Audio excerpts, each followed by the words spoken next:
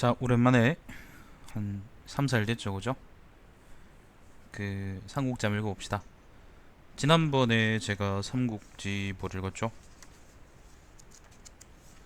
한최고손왕전을 읽었고요. 이번에는 신비, 양부, 고당룡전입니다. 이번에는 그냥 성이 아니고 신비, 양부, 고당룡 요 세 사람 이야기입니다. 자, 신비 이야기입니다. 신비는 자가 좌치이고 영천군 양적현 사람이다. 잠시만요. 영천은 여기 아유 많다. 여가 중모현이고 여기 영천이죠. 아마 이 근처일 겁니다. 자, 양적현 사람이다. 그의 선조는 건무연간의 농서에서 동쪽으로 옮겨왔다. 건무연간이라는 거는 뭐 연호겠지. 언제인지 잘 모르겠네요. 농서 지방은 농서 요 지역을 의미합니다. 예, 여기서 동쪽으로 왔다 그러니까 엄청 멀리 온 거죠, 그죠? 자, 신비는 신평을 따라서 원소를 따랐다. 조조가 사공이 되었을 때 신비를 불러 벼슬 내리려 했지만 신비는 그의 명에 응할 수 없었다. 자, 신비는 원소를 따랐답니다. 원상이 평원에서, 자, 원소 죽었죠. 원상이 평원에서 형인 원담을 공격할 때 원상하고 원담 사이 내전이 있기도 했었는데 그 내전에 조조가 끼어들었었죠. 원상은 그때 평원에 있었고, 평원이 어디고? 이 청하, 이 평원이네. 여기서 원담을 공격한다는, 원담이 청주에 있었거든요. 원담을 공격했다라고 했을 때 청주를 공격한 걸 의미하겠죠. 자, 공격할 때 원담은 신비를 사자로 삼아 조조에게 파견해 화해를 구했다. 자, 원담이 외국 세력을 끌어들였습니다. 조조가 형주를 정벌하려고 했으므로 신비는 서평에 머물렀다. 서평은 뭐인지 모르겠어요. 신비가 조조를 만나 원담의 뜻을 전하자 조조는 매우 기뻐했다. 며칠 후 조조는 먼저 형주를 평정하고 원담과 원상으로 하여금 서로 해를 입히도록 했다. 형주를 먼저 평정했다는 말은 방망으로 들어갔다가 깨진 걸 얘기하는 건가? 자, 어느 날 연회 자리에서 신비는 조조의 안식을 살피고 변화가 있음을 알았으며 이를 곽가에게 말했다. 곽가는 신비의 말을 조조에게 전했다. 조조가 신비에게 물었다. 원담을 신임할 수 있겠습니까? 원상을 반드시 승리할 수 없겠습니까? 신비가 대답해 말했다. 명공은 그들의 신의와 거짓에 대해서는 묻지 마시고 단지 그들의 처한 형세만을 논하셔야 합니다. 원씨는 본래 형제지간이라면서 서로 정벌하려 하는데 다른 사람이 그 사이에 끼어들 수 있다는 생각은 못하고 자신들이 천하를 평정할 것이라 생각하고 있습니다. 지금 명공에게 급히 구원을 요청한 데에서 이번 일을 알 수 있습니다. 원상이 원담의 곤란한 상황을 보고도 취하지 못하는 것을 보면 이는 힘이 다한 것입니다. 압도하지 못한다는 거죠. 원시의 군대는 밖에서 패하고 지혜로운 신하는 조정 안에서 주살당하며 형제가 서로 헐뜯고 나라는 분열되어 둘이 되었습니다. 해를 거듭해 전쟁과 정벌을 하고 갑옷과 투고에선 이가 잘합니다. 거기에 가뭄과 명충이라는 것은 메뚜기요. 메뚜기의 피해가 더하고 기근이 이어졌습니다. 나라에는 비축한 식량이 없어 행군하는 병사들도 식량을 지니지 못합니다. 위로는 천재가 내리고 아래는 인간 세상에 어려움이 있습니다. 백성들은 어리석은 자와 현명한 자일 것 없이 모두 원시의 세력이 붕괴되고 와야 될 것을 알고 있습니다. 지금은 하늘이 원상을 멸망시키려고 하는 때인 것입니다. 병법에서 말하기를 견고한 성과 끓는 연못이 있고 병사 100만을 끼고 있을지라도 식량이 없으면 지킬 수 없다라고 했습니다. 지금 명공이 업을 공격하려 하는데 원상이 돌아와 구하지 않는다면 자신은 지킬 수 없을 것입니다. 그러나 돌아와서 구하는다면 원담이 뒤를 추격할 것입니다. 명공의 위험으로써 곤궁한 적에 맞서고 피폐한 적을 공격하는 것은 질풍이 가을 낙엽을 흔들게 하는 것과 다를 바 없습니다. 하늘이 원상을 명공에게 줬는데 명공은 취하지 않고 형주를 정벌하려 합니다. 형주는 안락한 곳이 많고 나라에 동란이 없습니다. 중회라는 것은 뭐 사람 이름인가 봅니다. 옛나라 탕의 신하라네요. 혼란스러운 나라를 취하고 망한 나라를 업신여기려 한다라는 말이 있습니다. 현재 원담과 원상 두 사람은 장래 계획에 힘쓰지 않고 내부에서 서로 공격하고 있으니 혼란스럽다고 할 수 있습니다. 집에 있는 사람들은 먹을 것이 없고 행군하는 병사들은 식량이 없으니 망한 것이라고 할 수 있습니다. 새벽에 저녁 일을 꾀하지 못한다면 백성들의 목숨은 유지해 나가기 어려운데 지금 그들을 안정시키지 않는다면 또 한 해를 기다려야 할 것입니다. 다른 해에 혹시 풍년이 들면 또 원시 형제는 스스로 망할 것을 알고 그 덕을 고쳐 닦을 것이니 군대를 쓰는 요령을 잃을 것입니다. 지금 그들이 구원을 요청한 틈을 타서 그들을 진무한다면 이익은 막대할 것입니다. 그리고 사방에서 닥쳐오는 침략 세력 중에서 하북의 것이 가장 큽니다. 하북이 평정되면 육군은 강대해져. 육군이라는 건 6개의 군대인데 전체 군대를 얘기합니다. 전체 군대, 전군. 전군은 강대해져 천하를 울릴 수 있습니다. 조조가 말했다. 좋습니다. 정세를 잠깐 설명을 드리자면요. 조조하고 원소 사이의 싸움은 일단 조조가 이겼고요. 하지만 조조는 원소를 압도하지는 못했기 때문에 하북으로 올라가지 못했습니다. 요게 지금 황하거든요. 하북으로 올라가지 못했거든요. 근데 원소가 죽은 이후에 원씨는 원상하고 기주를 기반으로 한 원상하고 그 다음에 여기 청주에 있는 원담으로 갈라져서 서로 싸우기 시작합니다. 아들들이 서로 싸우기 시작하는 거죠. 근데 원담의 세력이 원상보다는 상대적으로 약했기 때문에, 왜냐면 원소가 원상 보고 이제 뒤를 이어라 그랬으니까 원담이 상대적으로 약했기 때문에 원상에게 밀린 입장이었고, 원상이 그거를 이제 먹으려고 잡아먹으려고 그 어딥니까 청주에 있는 원담을 공격했지만은 그거를 정리하지는 못했다는 겁니다. 정리하지 못하고 지지부진한 때 원담이 조조한테, 멀쩡히 살아있는 조조한테 그 구원군을 구했고, 조조는 형주를 먼저 공격하려고 하다가 이제 원담이 요거로 왔으니까, 그 구하러 와달라고 했으니까 이제 북쪽으로 올려서 이제 원상의 이제 분거지인 업을 공격하게 된 겁니다. 좀 복잡한데 요런 사정이 있다는 걸 여러분이 아셔야 됩니다. 자, 그래서 원담을 도와 원상을 토벌하겠다고 응답하고는 군대를 여양에 주둔시켰다. 여양이라는 건 여기겠죠. 백마 근처. 이듬해 업성을 공격해 함락시키고, 업이 여기입니다. 표를 올려 신비를 의랑으로 삼도록 했다. 오랜 시간 후 조조는 도호에게 도호 조홍을 보내 하변을 평정했는데 신비와 조휴를 이 일에 참여시키고 영을 내렸다.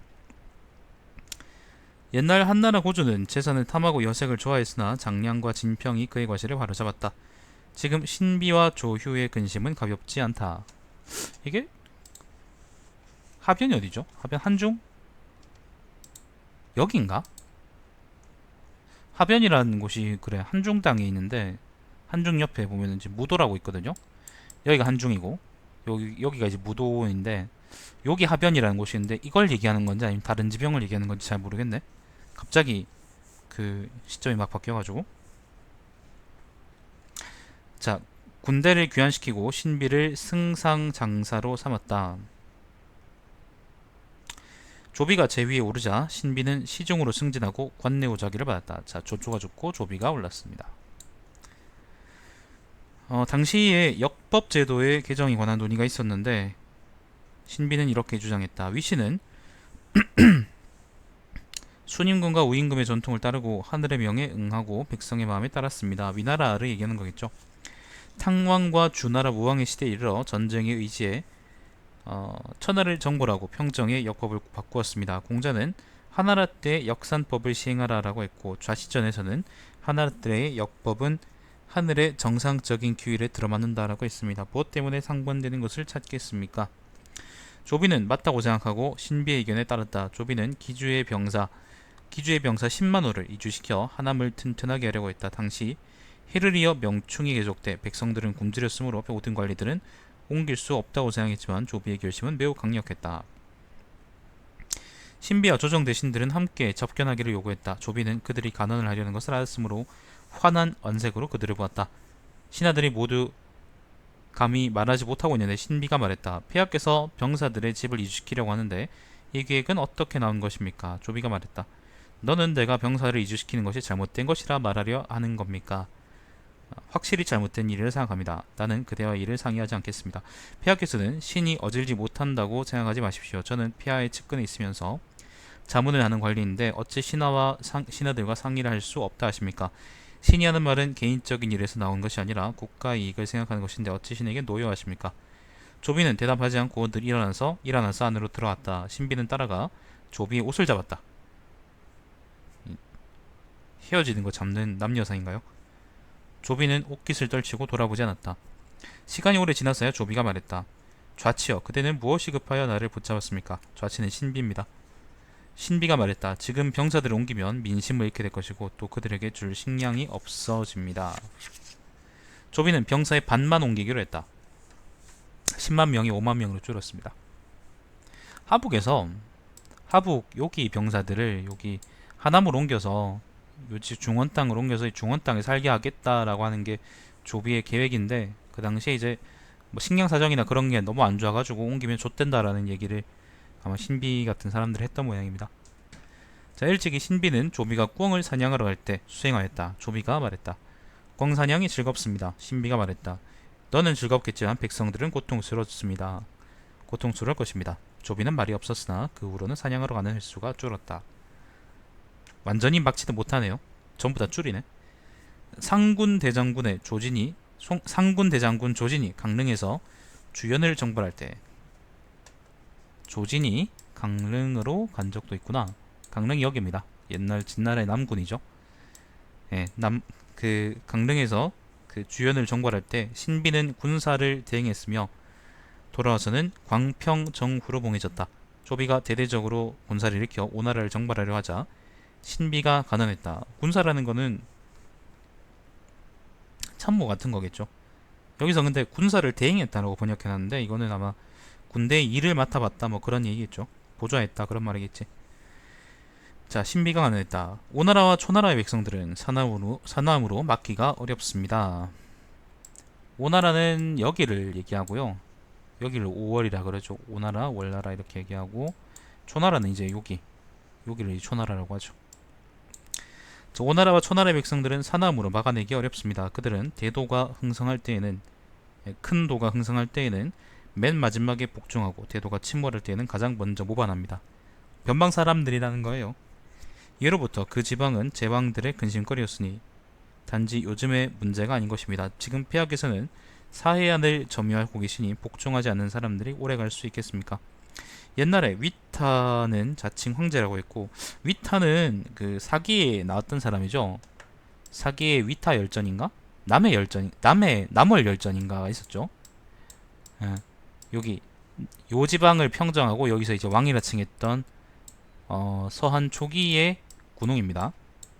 위타라고 찾아보시면 많이 나올 겁니다. 자, 위타는 자칭 황제라고 했고 자양 공손술은 분수에 넘치게 봉호를 칭했는데 이건 뭔지 모르겠다. 몇 년 지나지 않아 어떤 이는 신하가 되고 어떤 이는 추살되었습니다. 무엇 때문입니까? 위타가 이제 항복했다는 거죠. 공손술은 죽었던 모양입니다. 자, 반역한 도는 오랫동안 안전을 지키지 못하고 천자의 위대한 덕에는 복종하지 않는 자가 없기 때문입니다. 지금 천자는 막 평정되었고 토지는 광활하지만 인구가 적습니다. 조정에서 계획한 후에 군사를 나아가게 한 경우에도 일에 임해서는 두려운 마음이 들 터인데 하물며 지금 조정에서는 계획을 완벽하게 하지도 않고 군대를 사용하려고 하니 신은 진실로 이 일에 이익이 있는지 알지 못하겠습니다. 선제 태조께서는 정예병사를 자주 일으키셨는데 장강까지 갔다가 돌아오셨습니다. 지금 육군은 이전보다 증가하지 않았는데, 그러니까 전군이 증가하지 않았는데 이전의 방법을 따르고 있으니 이와 같이 하면 성공하기가 쉽지 않습니다. 현재의 계획은 법녀가 백성들을 기른 방법을 따르고 관중이 기탁한 정치를 모방하고 조충국의 둔전제를 법칙으로 하며 공자가 먼 곳 사람들의 품은 뜻을 밝히는 것만 같은 것이 없습니다. 법녀는 월나라 사람이고요. 관중은 제 나라 사람인가 아시죠? 그죠? 조충국은 누군지 모르겠는데 전한 선제 때 사람이랍니다. 재상인가 봅니다. 자, 10년 사이에 강하고 건장한 사람은 아직 노년에 이르지 않고 아이들은 전쟁에 참가할 수 있게 되며 만민은 도의를 알고 장수와 병사는 떨쳐 일어나려고 할 것입니다. 그런 연호의 병사를 사용하면 제가 재차 병사를 일으킬 필요가 없게 될 것입니다.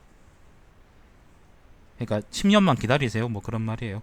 좀 기다리세요. 지금 말고. 자, 조비가 말했다. 만일 그대 뜻이 따른다면 더더욱 자손들에게 적을 남겨서는 안 되는 것입니다.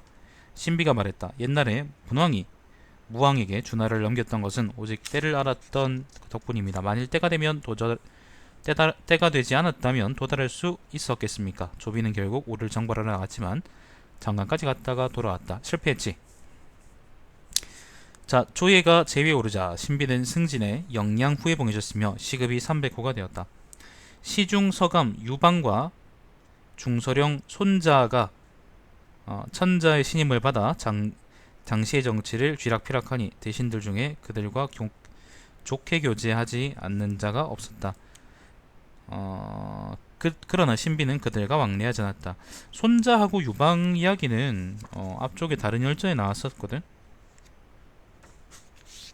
손자하고 유방 어딘지는 모르겠다.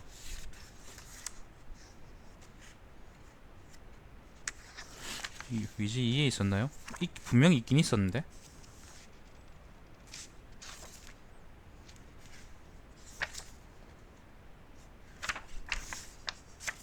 잠깐만요. 분명히 내가 읽었던 기억이 나는데 어디인지 모르겠다.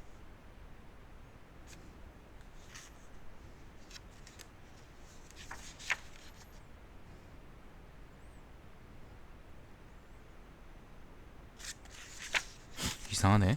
어딘가 있었습니다. 어딘가 있었는지 모르겠네요.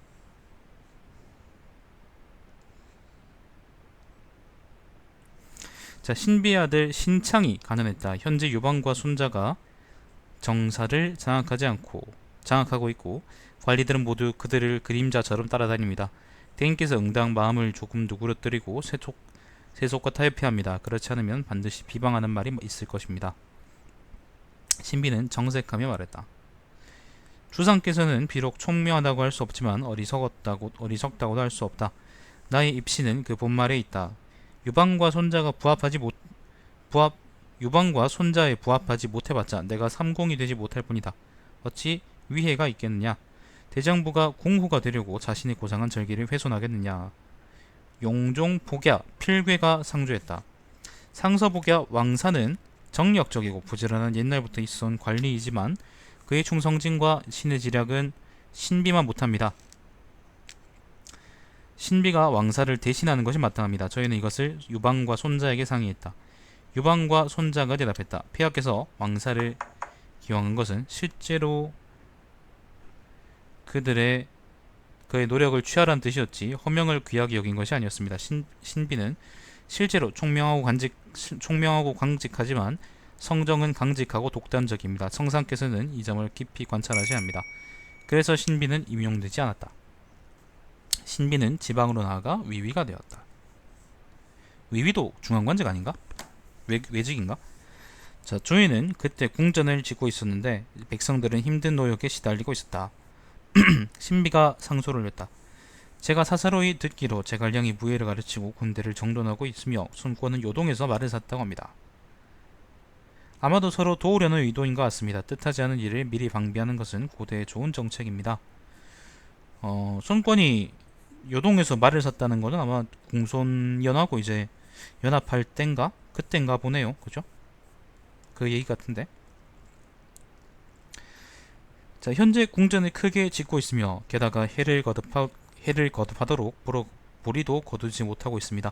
시에서 말하기를 백성들은 또한 수고로우니 조금이라도 편안하게 하여 이 중국을 은혜롭게 하고 사방을 편안하게 해 주십시오라고 했습니다. 폐하께서는 오직 사직을 위한 일만 생각하십시오. 조이가 말했다. 두적이 아직 멸망하지 않았는데 궁전을 세우고 있으니 군주에게 가난하는 자가 이름을 세울 때다. 무릇 왕이 된 자의 수도는 응당 백성들이 노역할 때를 틈타 함께 세우고 후세에 더 이상 증축하지 못하도록 해야 하는 것이다. 이것은 소아가 한나라를 위한 본보기로 삼은 책략이었다. 지금 경은 위나라를 위하는 충신으로서 마땅히 이 일 역시 근본 이치에 따라 이루어지고 있음을 이해해야 한다. 조이는 또 북망산을 평정하고 그 위에 대관을 지어 맹진을 보기를 바랬다. 맹진이라는 것은 지명인데요. 낙양 근처의 땅입니다. 낙양이 여기거든요. 맹진이 여기네요. 아, 북망산이라고 또 있네. 여기 북망산이고 여기 맹진입니다. 요 위에 뭘 만들 생각이었나 보네. 통일전망대 같은 거. 신비가 간했다. 천지의 본성은 높은 곳은 더욱 높게 하고 낮은 곳은 더욱 낮게 하는 것입니다. 지금 그것을 위배하는 것은 도리가 아닙니다. 산 깎지 마세요. 그런 말입니다. 게다가 인력을 소모하고 백성들은 노역을 감당하지 못합니다. 만일 구하에 물이 가득 차고 홍수 피해를 입어 구릉이 전부 없어진다면 어떻게 막겠습니까? 조예는 비로소 자신의 계획을 그만두었다. 청룡 2년입니다. 234년 제갈량이 병사들을 인솔해 위남으로 출정했다. 위남이라는 거는 위수 남쪽이라는 의미겠죠? 정확한 지명이 있을 텐데 근데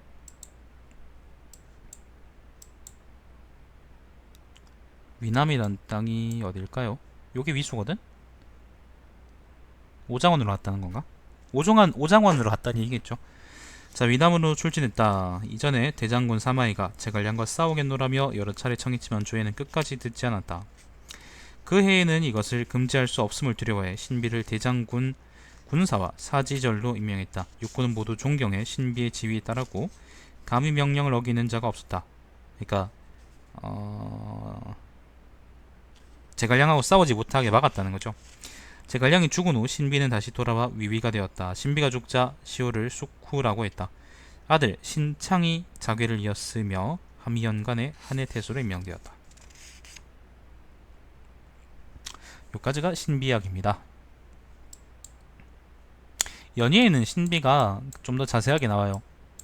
연희에는 이제 그 조조가 이제 그 원시 아들들하고 싸울 때 그 신비하고 신평 등이 이제 그 극적으로 등장해가지고 그 뭐예요, 뭐 목 잘리고 그런 장면이 있는데, 근데 정사에는 그런 장면은 없고 문관으로서의 그 행적만 나와 있네요.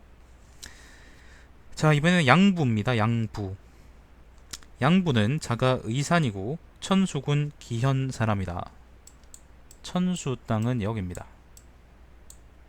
얘 무도고 천수가 어디요? 여기네. 여기가 천수입니다. 여기 기현입니다.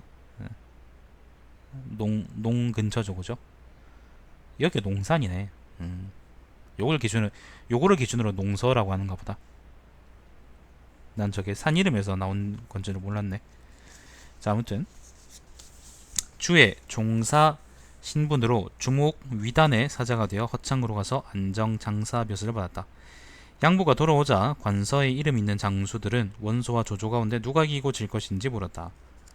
양부는 이렇게 대답했다. 원궁은 관대하지만 과단성이 없고 책략을 좋아하지만 결단을 내리는 법이 없습니다. 과단성이 없으면 위신이 없게 되고 결단을 내리지 않으면 후일을 기대할 수 없습니다.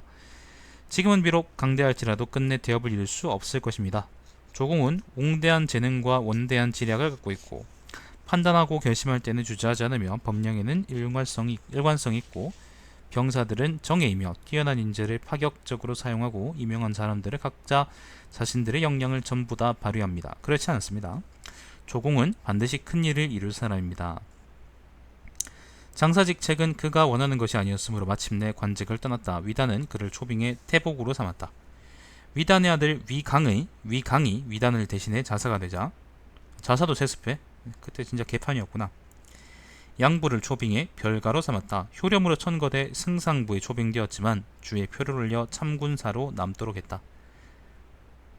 자, 마초는 위남에서의 싸움에서 진 후에 용족 지역으로 도주해 스스로를 보존했다. 용족이라는 것은 뭐 견용을 의미하겠죠.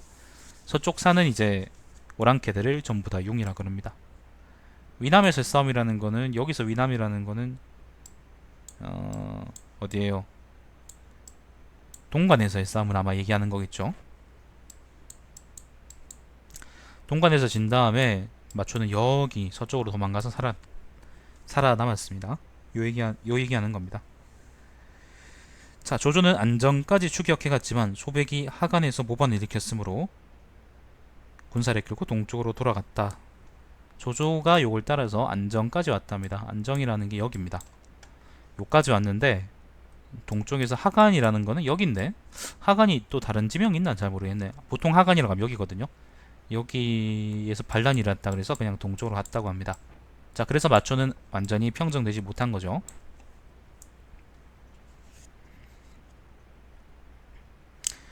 당시 양부는 사자로서 명령을 받들고 가서 조조에게 말했다. 마초는 한신과 경포의 용기를 갖고 있고 그렇지 않습니다.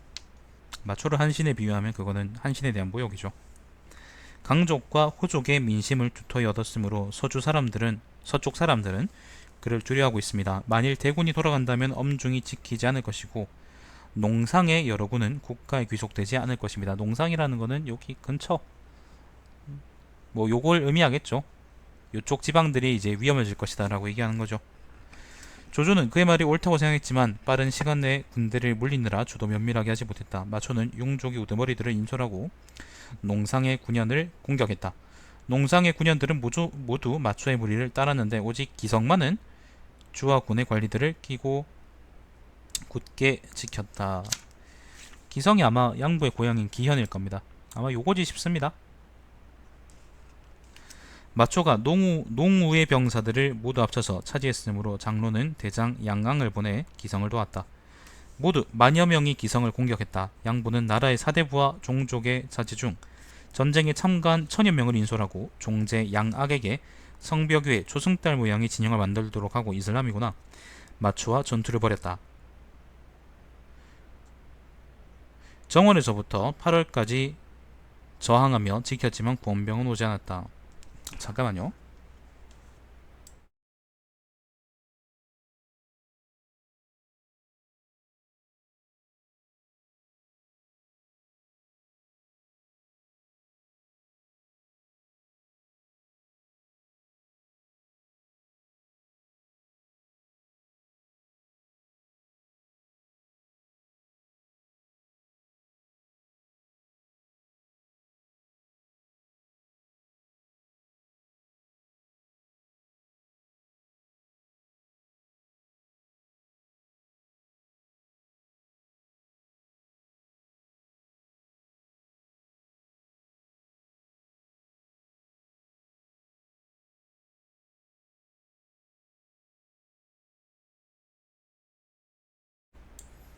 죄송합니다. 잠깐 전화 좀 받았습니다.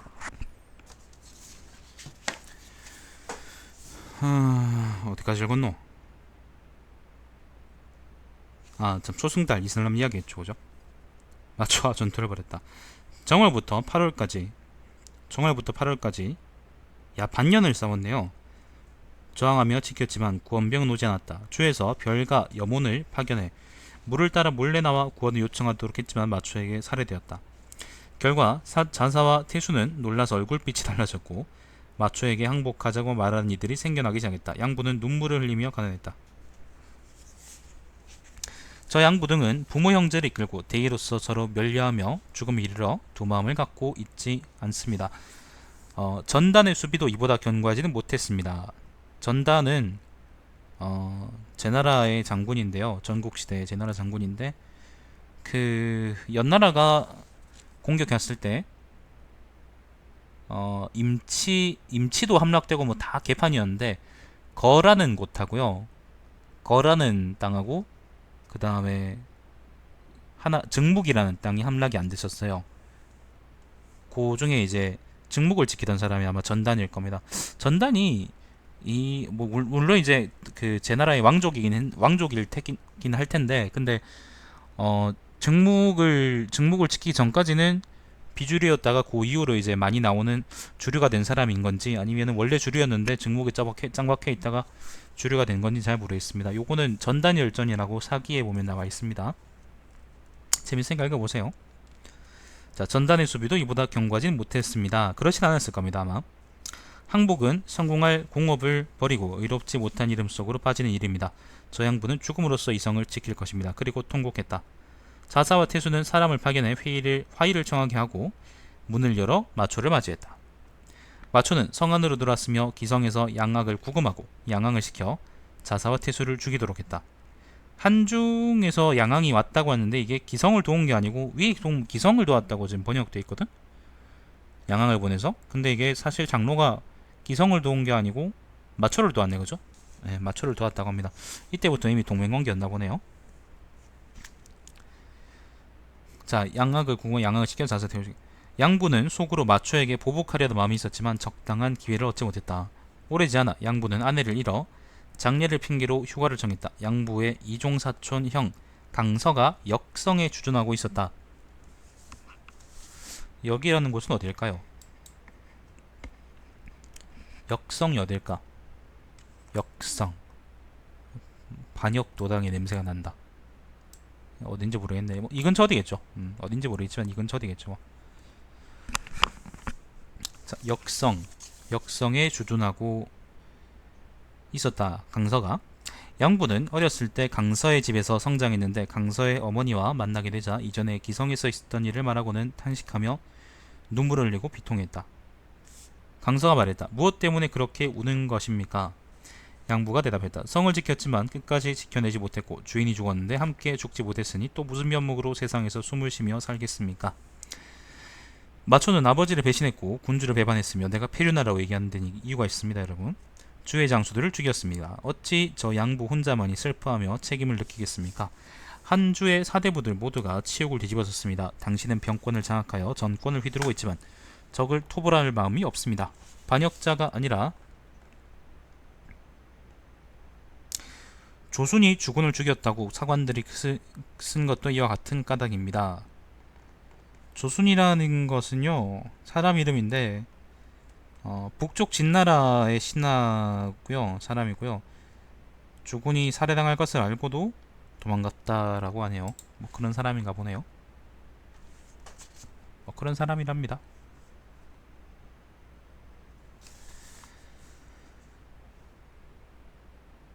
어찌 저 양부 혼자만 요거 읽었구나. 네, 마초는 강대하지만 신의가 없고 대부분 틈이 많아 무찌르기 쉽습니다. 강서의 어머니는 매우 감동했고 강서에게 양부의 계책을 따르도록 명했다. 계책이 확정되자 밖에 나가 있는 고향사람 강은, 조앙, 윤봉, 요경, 공신, 무도사람 이준, 왕령과 모의를 하고 마초를 토벌하기로 했다. 종제 양무를 기성으로 보내 양악에게 말하게 했다. 아울러 안정의 양관, 남한의 조구, 방공 등과 솜을 잡았다. 역성이 어딘지 모르겠는데 거기도 지금 반란을 일으킬 준비를 하고 있고, 안정, 그 다음에 남한이 어디더라? 남한이 어디지?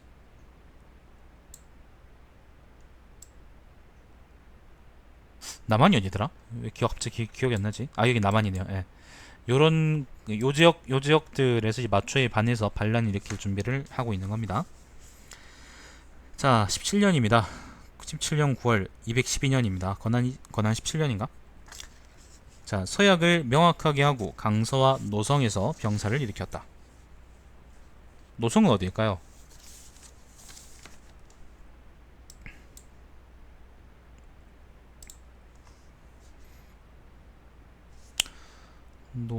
노성 여기 여기 있네.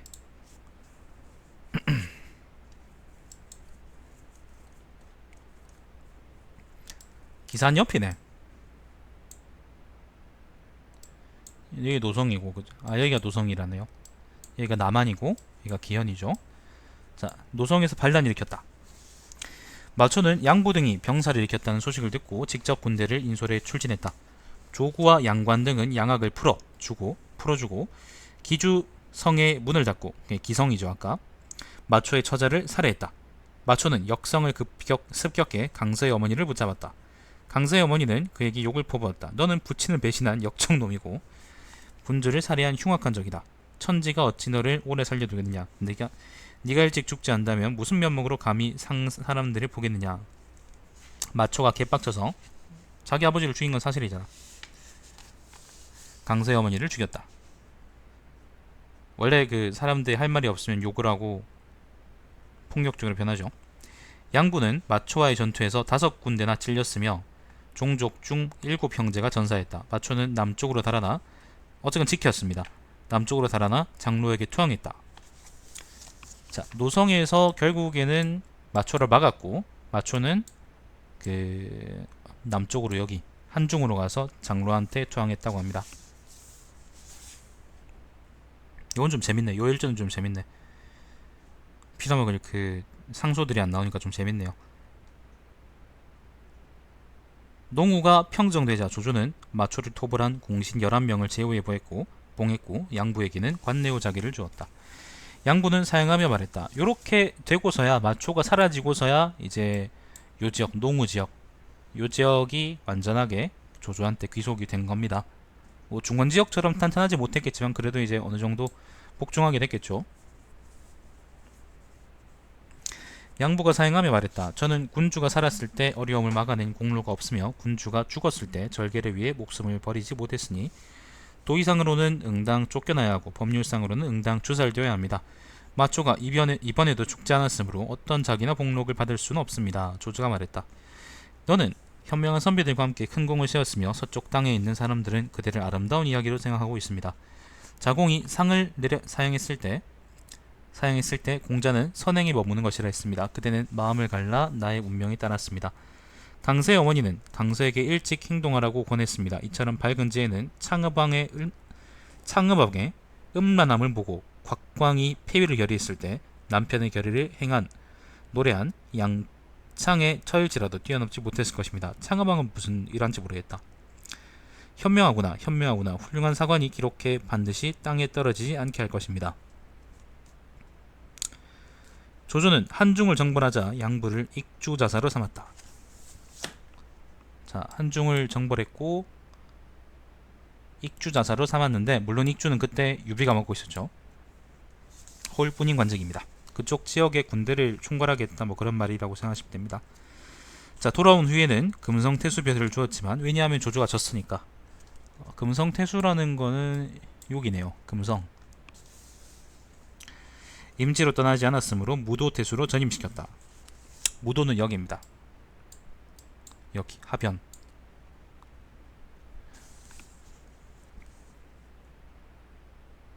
무도군은 촉한과 인접해 있었는데 양부는 공수의 옛일에 따라서 안정시킬 것을 청했다.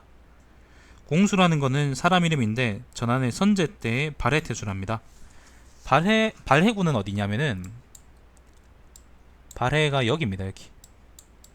여기를 우리가 발해라 그럽니다. 여기를 우리가 지명으로 이제 발해라고 하기도 하고요. 그 중국어로는 보하이라고 하죠. 발해입니다. 발해. 자, 마침 유비가 장비와 마초 등을 파견해 저 길로부터 나와 하변을 취하자.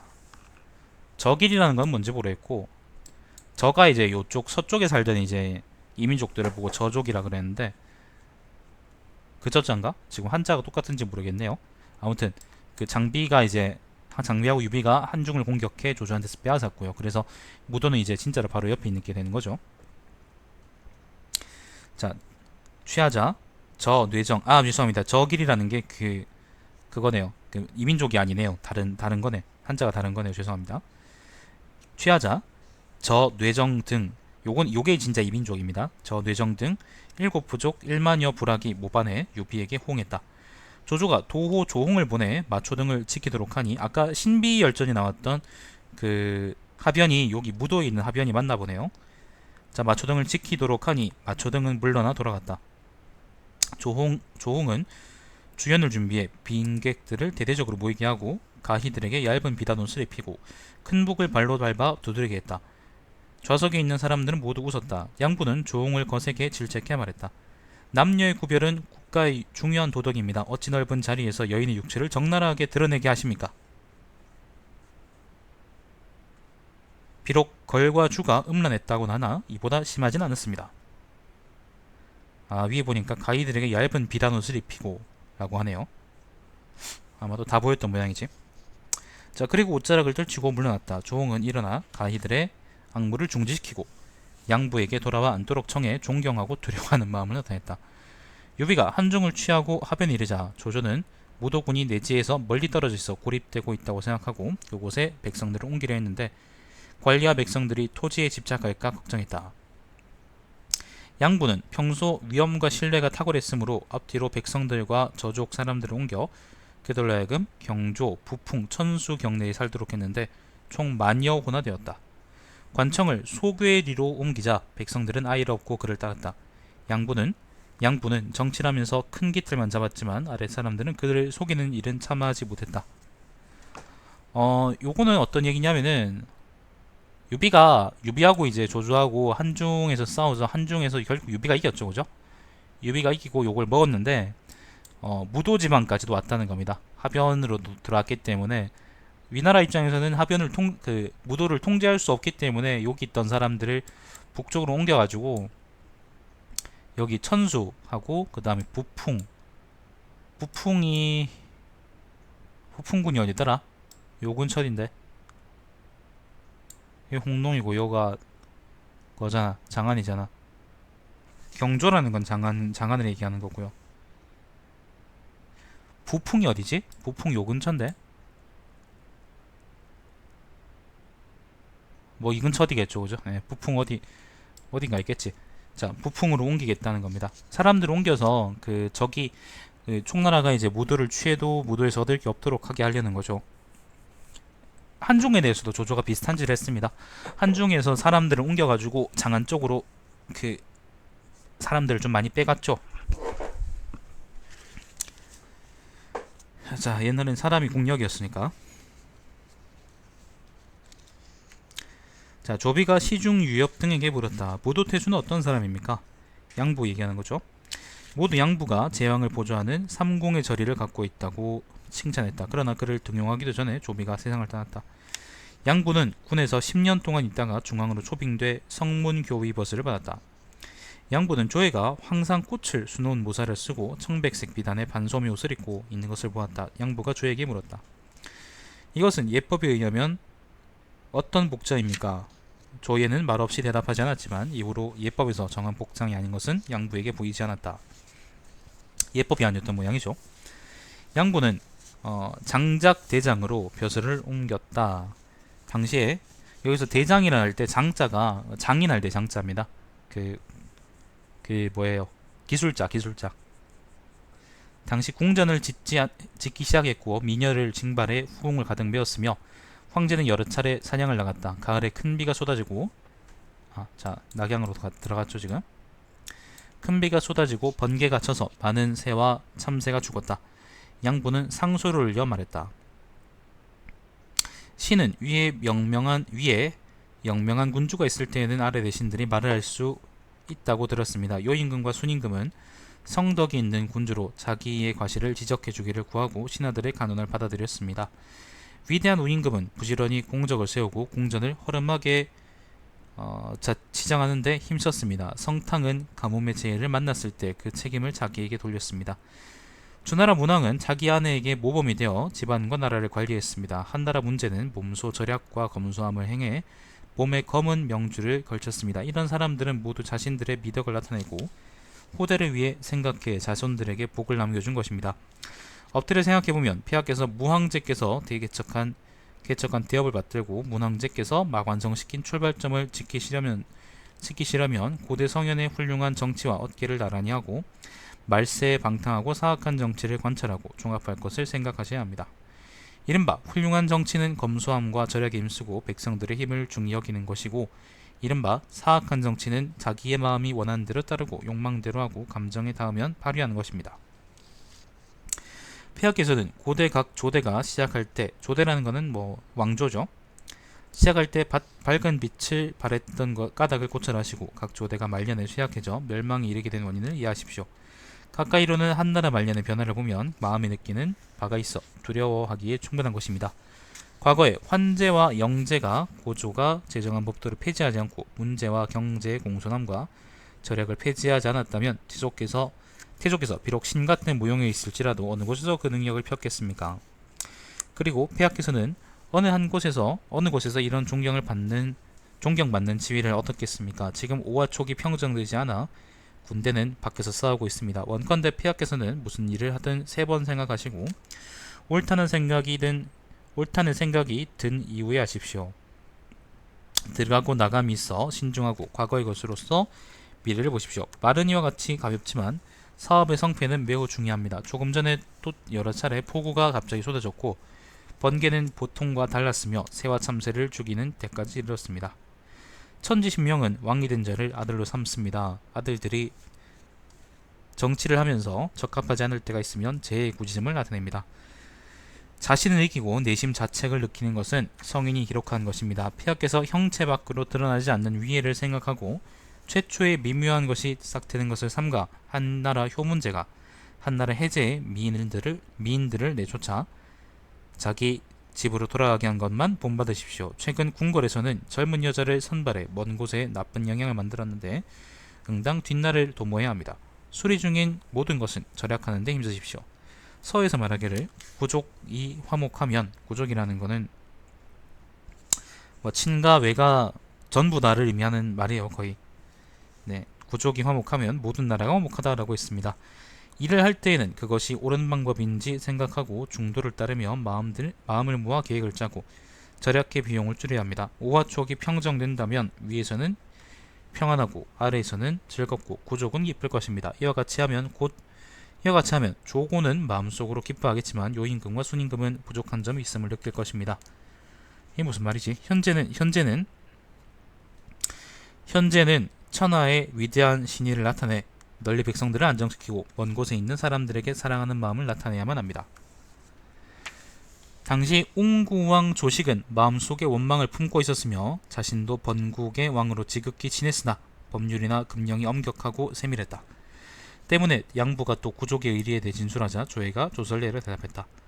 근래 그대의 비밀스러운 표를 받았다. 그대는 먼저 과거 고대의 현명한 왕과 성스러운 군주에 대해 서술하고 어리석은 정치를 풍자했는데 지극한 말에는 절실함과 독실함이 진실되게 내려져 있었다. 내재돼 있었다. 불러나 생각하고 과실을 보충해 천의의 수능에 교정하고 구하려 한다. 그대가 말한 것에 모두 갖추어 있다. 고언을 접해 생각해본 후 짐은 그대의 충심을 매우 가상히 여기게 되었다. 후에 양부는 승진의 소부가 되었다. 당시 대사마 조진이 촉을 토벌했지만 비를 만나 나아가지 못했다. 조진이 촉을 공격한 적이 있습니다. 근데 비 때문에 돌아왔다는 얘기가 있죠. 양부가 표를 올려 말했다. 이거 근데 양부도 되게 기네요. 옛날 주나라 문왕은 붉은 까마귀의 징조가 있으면 해가 저물 때까지 휴식을 취하거나 식사를 하지 않았으며, 주나라 무왕은 백어가 배 안에 떨어지자, 백어라는 건 하얀 물고기래요, 군왕과 신하가 모두 안색을 바꿨습니다. 행동하는 가운데 기란 징조를 얻으면 오히려 근심하고 두려워했는데, 하물며 재난과 변이가 있는데 전율하지 않는 자가 있겠습니까? 지금 오나라와 총나라가 평정되지 않았고 하늘은 여러 차례 변이를 내리고 있습니다. 폐하께서는 응당 정신을 하나로 하여 하늘에 응답하고 옆자리에 앉아 덕을 멀리까지 나타내고 검소함으로 가까운 곳에 사람들을 안정시켜야 합니다. 조금 전에 군사들이 막 출발했는데 천우의 재난을 만나 험한 산길에서 며칠을 보냈습니다. 물자 수송의 수고로움이나 짐을 등에 지는 고통으로 소모한 체력이 많았습니다. 만일 수송이 계속될 수 없다면 반드시 본래 의도를 위배하게 될 것입니다.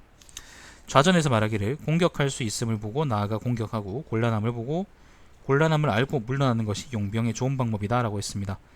육군으로 하여금 산과 계곡 사이에서 곤란에 처하게 해서 나아가도 공격할 수 없고 물러나도 또 물러날 수 없게 하는 것은 용병의 정확한 방법이 아닙니다. 주나라 무왕은 병사들을 물려 돌아갔지만 결국에는 은나라가 멸망했으니 하늘이 정한 시기를 안 것입니다. 올해는 흉작으로 백성들이 굶주리고 있습니다. 응당 명확한 조서를 내려 선물을 줄이고 복장을 감소시키고 정교한 왕구품은 모두 공납을 금지해야 합니다. 옛날에 소신신이 뭐야?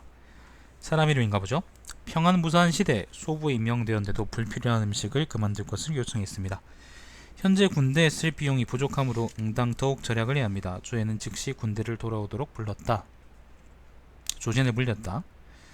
후에 조에는 조서를 내려 백성들에게 불편한 정치에 대해 대대적으로 논의하도록 했다. 양부 의견은 다음과 같았다.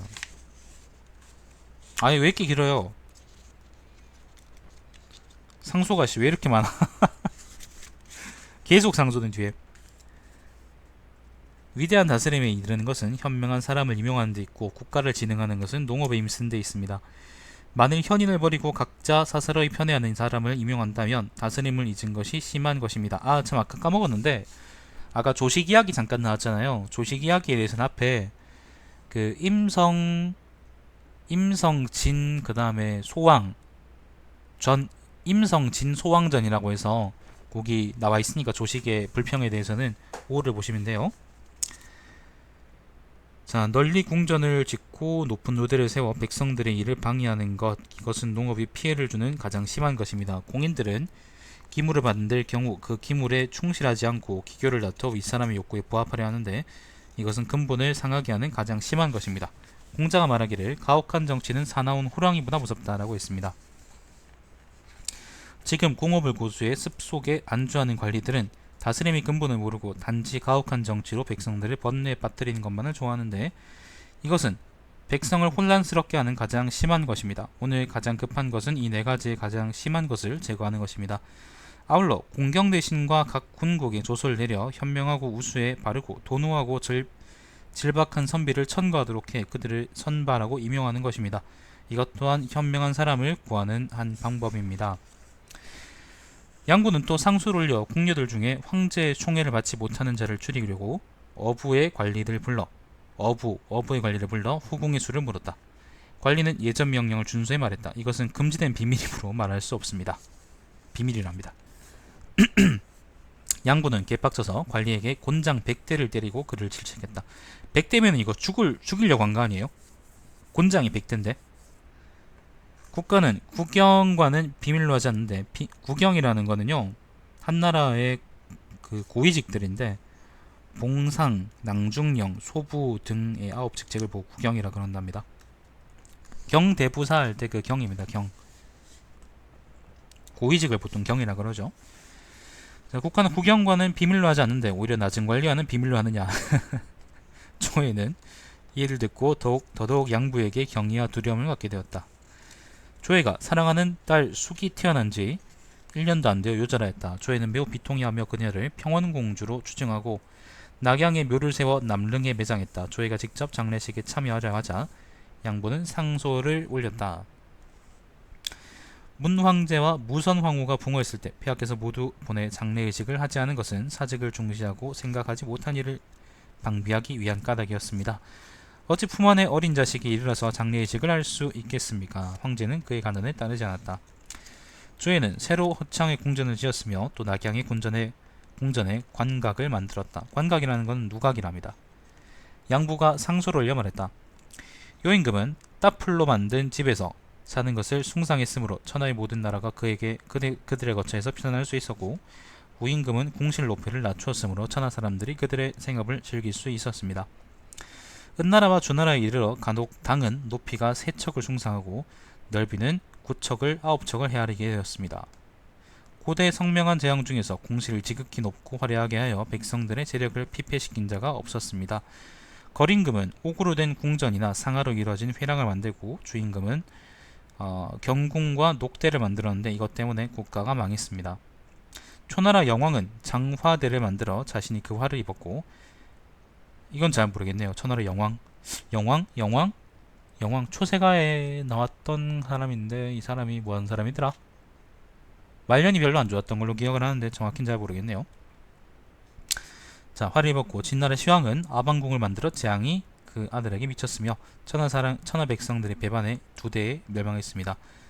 천하 백성들의 힘을 헤아리지 못하고 감각적인 욕구를 추구하고서 멸망하지 않은 사람은 없었습니다. 폐하께서는 응당, 요순, 우탕, 주문왕, 주무왕을 법칙으로 삼고 하나라 거림금, 은나라 주임금, 요나라 초나라 영왕, 진나라 시왕을 깊이 경계해야 됩니다. 높고 높은 하늘은 위에 있지만 실제로는 군주의 덕을 보고 있습니다. 천자의 위치를 신중하게 지켜 할아버지와 아버지의 사업을 계승하고 높고 높은 거대한 사업을 잃게 될까 걱정하십시오. 아침 저녁으로 국가의 대사를 공손하게 다스리거나 진실되게 백성들을 어루만지지 않고 스스로 휴가를 구하여 안락을 쫓으며 오직 궁전과 누대만을 사치스럽게 꾸민다면 반드시 국가는 전복돼 위험에 빠지고 멸망하는 화가 있게 될 것입니다. 역경에서 말하기를 그 집을 풍요롭게 하고 그 집을 엄폐했다. 그 문을 엿보니 조용해 사람이 없다라고 했습니다. 군왕은 천하를 자기의 집으로 간주하고 있습니다. 집을 크게 하는 화라는 것은 집안에 사람이 없게 하는데 이르게 됨을 말합니다. 지금 오나라와 총나라의 주적은 연합해 종묘를 위태롭게 할 방법을 모의하고 10만 대군은 동서로 분주히 달리고 있으며 변방지역에서는 하루도 즐거운 날이 없고 동부들의 생업은 황폐해졌고 백성들에게는 굶주린 기색이 있습니다. 폐하께서는 이런 것을 근심거리로 생각하지 않으시고 궁실을 짓는 것이 끝날 데가 없도록 하고 있습니다. 국가가 멸망하고 신하가 홀로 존재할 수 있다면 신은 또 말하지 않을 것입니다. 군왕은 머리이고 신은 수족으로 생존과 멸망을 함께하는 한 몸이며 얻고 잃는 것이 서로 완전히 같습니다. 효경에서 말하기를 천자에게 가난하는 7신하가 있다면 비록 도의가 없을지라도 천하를 잃지 않을 것이다 라고 했습니다. 신은 비록 효경에 그런 말도 나오나? 신은 비록 담이 작고 재능이 없지만 감히 쟁신의 의미를 잊겠습니까? 말이 간절하지 않아 폐하로 하여금 감동하여 깨닫게 할 수가 없습니다. 폐하께서 신의 말을 살피지 않으신다면 빛나는 선조가 세운 국가가 장차 땅으로 떨어지게 될까 걱정입니다. 설령 신의 몸이 죽어 만분의 1이라도 보탬이 된다면 죽는 날은 다시 태어나는 해와 같을 것입니다. 해라는 거는 그거요. 한 해, 두 해 할 때 해. 죽는 날은 다시 태어난 해와 같을 것입니다. 그러니까 나라가 잘 되면 내가 죽어도 여한이 없을 것이다. 이런 말입니다. 삼가며 관 앞에 조아리고 몸을 깨끗이 씻고서 엎드려 중벌을 기다립니다. 상주문이 천자에게 전해줬고 천자는 그의 충언에 감동해 직접 조서를 써서 답장했다. 매번 조정에 모여 회의할 때마다 양부는 항상 강직함을 발휘해 천하의 모든 일을 자기의 책임으로 간주했다. 여러 번 가난하고 언쟁하여도 황제가 듣지 않았으므로 양부는 자주 관직을 사퇴할 것을 청했지만 황제는 허락하지 않았다. 양부가 세상을 떠났을 때 집에는 남아있는 재산이 없었다. 손자 양표가 자궤를 이었다.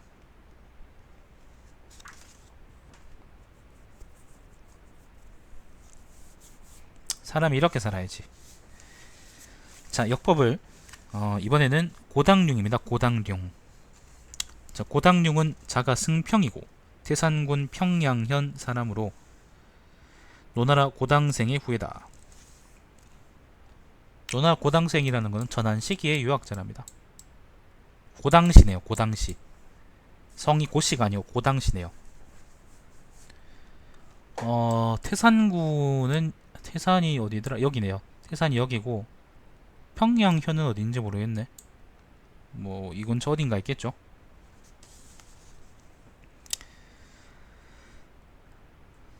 젊었을 때 서생이 되었고 태산 태수 설제의 명을 받아 도구가 되었다. 설제라는 거는 그 태산의 군벌이지 싶은데 앞에 다른 열전이 나왔던 것 같죠, 그죠? 자, 군의 독군이 설제와 논쟁을 벌일 때 설제의 이름을 부르며 욕했다. 이에 고당룡은 칼에 손을 대며 독군을 질책하며 말했다. 옛날에 노나라 전공이 치욕을 받았을 때 중리는 계단에 올라 제지했고 조나라 왕이 진나라 왕이 아쟁을 탄 것을 탄핵했을 때 인상현은 나아가 질장구를 치도록 했다. 신하를 앞에 두고 주권의 이름을 부르면 도에 따라 벌해야 한다. 독군은 실책했고 설제는 놀라 일어나 그를 제지시켰다. 후에 고당룡은 관직을 버리고 제남으로 피난했다. 제남이라는 거는 제남이 어딜까? 여기가 임치죠. 제남 어디지? 아, 여기네. 여기가 제남입니다.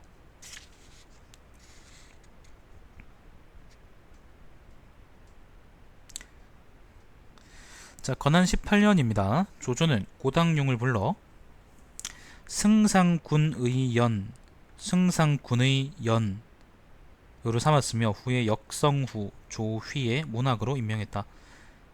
가 상으로 전임했다. 조휘가 조조의 상을 당하고도 애도를 나타내지 않고 오히려 사냥하러 나가 말을 늘렸을 때 고당룡은 도의로서 정면으로 가는해 인도하는 저리가 있었다. 자, 황초인간입니다. 당양의 장으로 임명되고 선발돼 평원왕의 사부가 되었다. 평원왕이 황제 자리에 올랐는데 이 사람이 조예이다. 고당룡은 급사중 박사 부마도위에 임명되었다. 그러니까 조예의 스승이네요. 그죠? 조예가 천자 자리에 오르자 대신들 중 몇몇이 응당 연회를 열어야 한다고 주장했는데 고당룡이 말했다.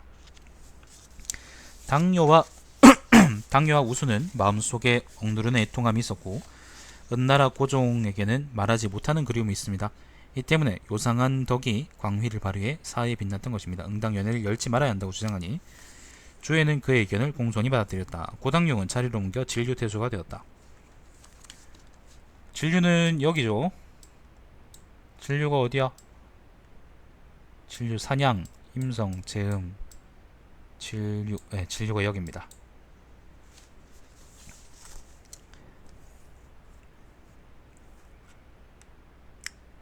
어디까지 읽었노? 소치는 사람 유목은 나이가 이른 남짓이었으며 행실이 고상했으므로 고당용은 그를 계조연으로 추천했다. 조회는 그를 매우 칭찬하며 특별히 낭중벼슬을 제술해 그를 빛냈다. 고당용을 불러 산기상시로 임명했으며 관내 후예자기를 주었다. 청룡영관입니다. 조회는 궁전을 대대적으로 수리했으며 서쪽에 있는 대종을 취했다. 서쪽이라는 것은 장안이라네요. 장안에 있는 대종, 큰 종을 취했답니다.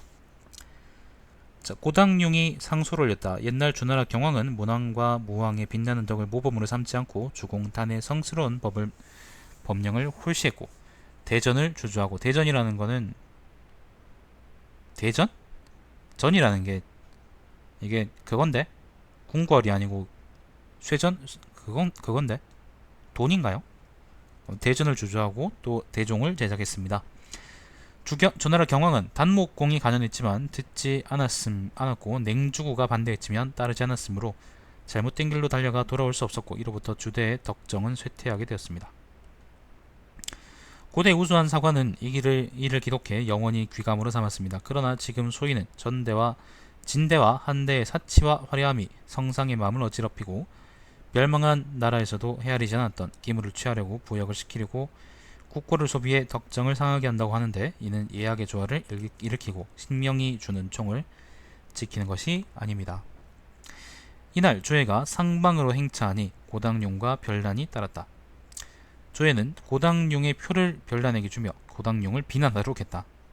흥하고 망음은 정치에 있는데 음악과 무슨 관계가 있습니까? 교화가 분명하지 않은 것이 어찌 종의 잘못이겠습니까? 그러니까 종, 딸랑딸랑 종. 자, 고당용이 말했다. 무릇 예약이라는 것은 정치의 중대한 근본이 됩니다. 때문에 소소가 순임금의 음악입니다. 9가지 곡조로 연주되면 봉황도 와서 춤을 추고, 뇌고가 6가지 변주로 연주되면 천신이 강림했던 것입니다. 정치는 이 때문에 공평하고 형벌은 이 때문에 베풀어지니 이것은 조화의 극치입니다. 새로운 음악이 연주되어 나오며 상신의 나라는 멸망하게 되었고, 상신이라는 것은 은나라의 주왕이요, 대종이 주주된 후에, 큰종이 주주된 후에 주나라 경왕이 천하는 피폐해졌습니다. 생존과 멸망의 계기는 항상 이로부터 생겨났는데 어떻게 흥성과 황폐함의 사이에 단계가 없겠습니까? 군왕의 행동은 반드시 기록되는 것이 고대의 법칙입니다. 행위가 규범에 부합하지 않는데 무엇을 호대 사람들에게 보이겠습니까? 성명한 군왕은 자신의 부족한 점을 듣기를 좋아하기 때문에 경계하고 살피는 도리가 있는 것입니다. 충신은 자신의 절개를 다하기를 원하기 때문에 자신의 몸을 돌보지 않는 의리가 있는 것입니다. 조회는 그를 매우 칭찬했다. 고당용은 승진의 시중이 되었으며 태사령을 겸했다. 숭화전에 화재가 발생했다.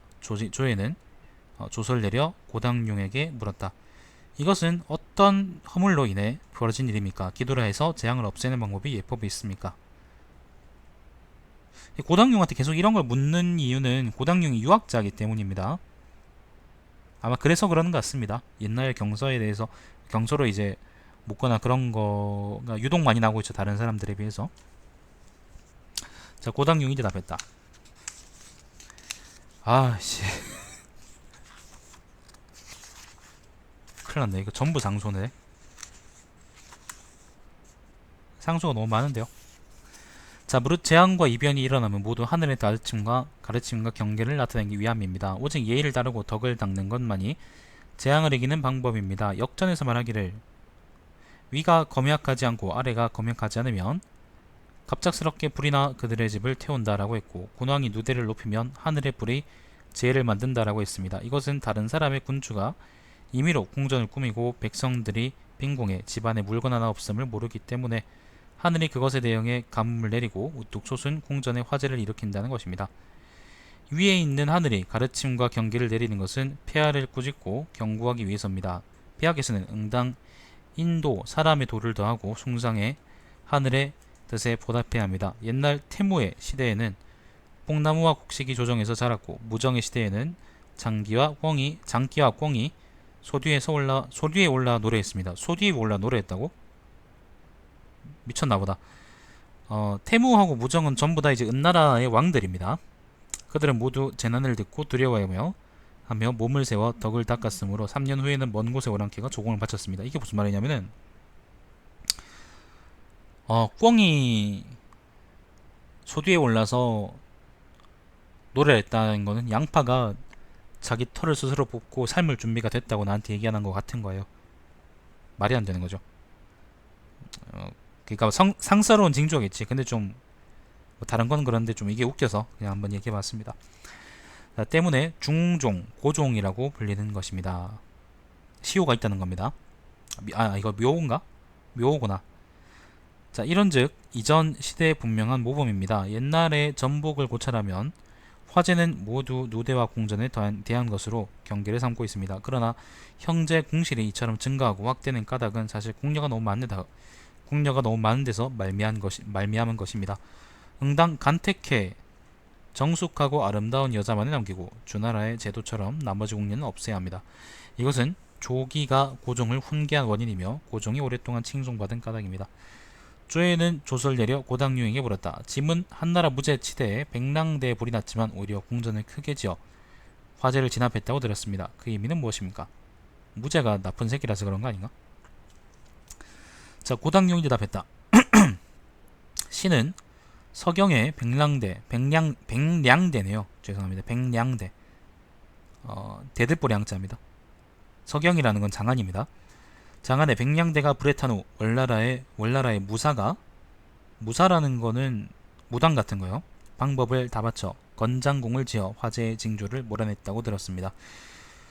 그러나 오랑캐인 월나라 무사가 한 일은 성현의 분명한 가르침이 아닙니다. 오행지에서 말하기를 백량대가 화제를 입고 그 후에 강충이 위태자를 무고한 일이 있다라고 했습니다. 이 위태자 사건은 그 효무 본기에 나왔던가? 아무튼 큰 역모 사건이 하나 있었어요.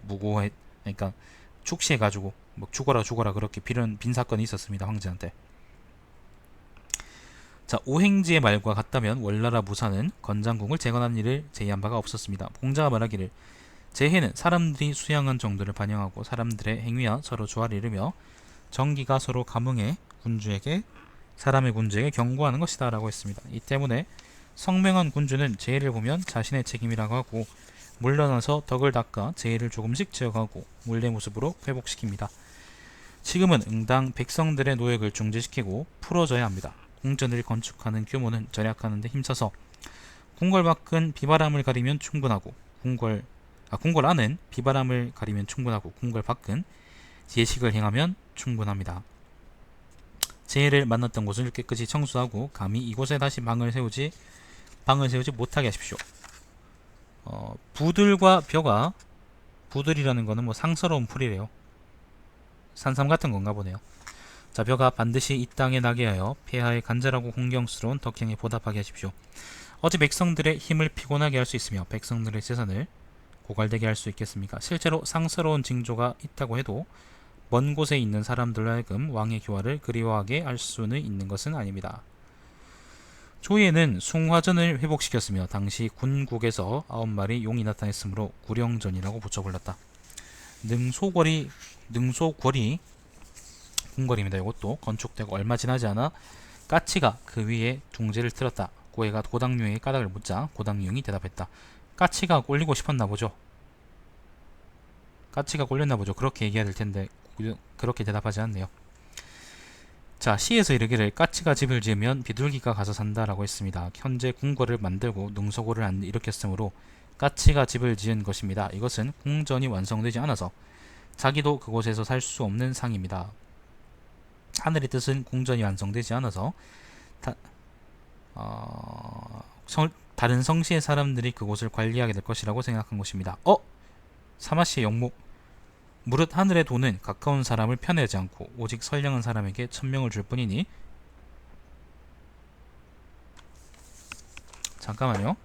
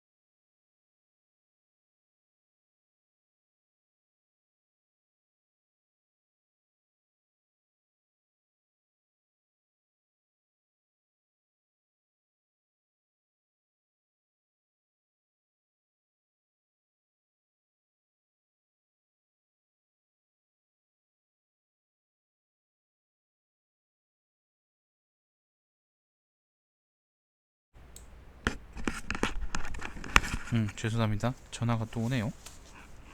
오늘 전화가 자주 오네. 참 무릇 하늘에 도는 가까운 사람은 편애하지 않고 오직 선량한 사람에게 천명을 줄 뿐이니 깊이 막지 않을 수 없고 신중히 생각하지 않을 수 없습니다. 하나라와 상나라의 말기에는 모두 이전의 체제를 계승하면서 하늘의 분명한 명령을 따르지 않고 오직 사문하는 소인의 말만 들어 덕행이 황폐해지고 욕망에 따라 하였기 때문에 그들의 멸망 또한 매우 앞당겨진 것입니다. 태무와 무정은 전부 다 이제 은나라의 왕들입니다. 재앙을 보고 두려워하면서 하늘의 경고를 받아들였기 때문에 사업의 형성이 확연했던 것입니다. 지금 만일 모두 노역을 그만두게 하고 절약하여 모두가 넉넉히 쓸 수 있게 하고 덕정을 숭상하려고 노력하고 행동은 제왕의 법칙을 따르고 천하의 근심거리인 가혹한 정치를 없애고 만민의 이익이 되는 것을 일으킨다면 고대에 칭송된 사망을 사왕이라고 할 수 있고 오제를 육제라고 할 수 있을 것입니다. 그러니까 사망과 오제의 반열에 들 수 있을 정도가 된다 그런 말입니다. 어찌 은나라의 왕실이 화를 받고 복으로 만든 것뿐이겠습니까? 신이 마음을 기울여 충심에서 우러나온 말을 아뢰므로써 진실로 성상께서 자신의 복으로 번영하시고 사직이 안전하게 존재한다면 신은 비록 몸이 재가 되고 가족이 멸망할지라도 살아있는 것과 같을 것입니다. 어찌 폐하와 충돌하고 폐하의 마음을 거역해 재난받는 것을 꺼려해서 폐하께서 진정한 말을 듣지 못하게 하겠습니까? 이 말을 듣고 주인은 태도를 고치고 안색을 바꿨다. 그의 유성이 역행에서 대진에 나타나자, 대진이라는 것은 방향 이름입니다. 별자리 이름. 자, 고당룡이 상소를 올려 말했다. 무릇 제왕은 수도를 옮기고 도읍을 세울 때 먼저 천자와 사직의 위치를 확정하고 그것들을 궁경스럽게 받들어야 합니다. 궁전에 궁실을 지을 경우에는 종묘를 최우선으로 하고 마국간과 창고를 두 번째 위치에 놓고 거주할 방은 맨 나중에 두어야 합니다. 현재 황구, 방택, 남북의 교회, 명당, 사직, 신위 등이 확정되지 않았으며 요거 전부 다 천문학 용어인가? 네, 천문학 관련한 용어입니다. 제사 관련한 용어입니다. 종묘의 제도 또한 예법 규정과 같지 않고 거주하는 방을 높이 꾸미고 백성들은 본업을 잃었습니다. 외부 사람들은 모두 궁리에 들어가는 비용과 군대를 발동하고 국가를 지키는 비용이 대략 서로 같다고 합니다. 백성들은 연명해 나갈 방법이 없으므로 모두 원망하고 화를 내고 있습니다. 서에서 말하기를 하늘의 이목은 모두 우리 백성들의 이목으로부터 나왔으며 하늘의 밝은 위엄은 우리 백성들의 밝은 위광에서 나온다라고 했습니다. 하늘은 모든 사람이 칭송하면 오복으로서 장리하고 백성들이 분노하고 탄식하면 육극으로서 위력을 나타냅니다.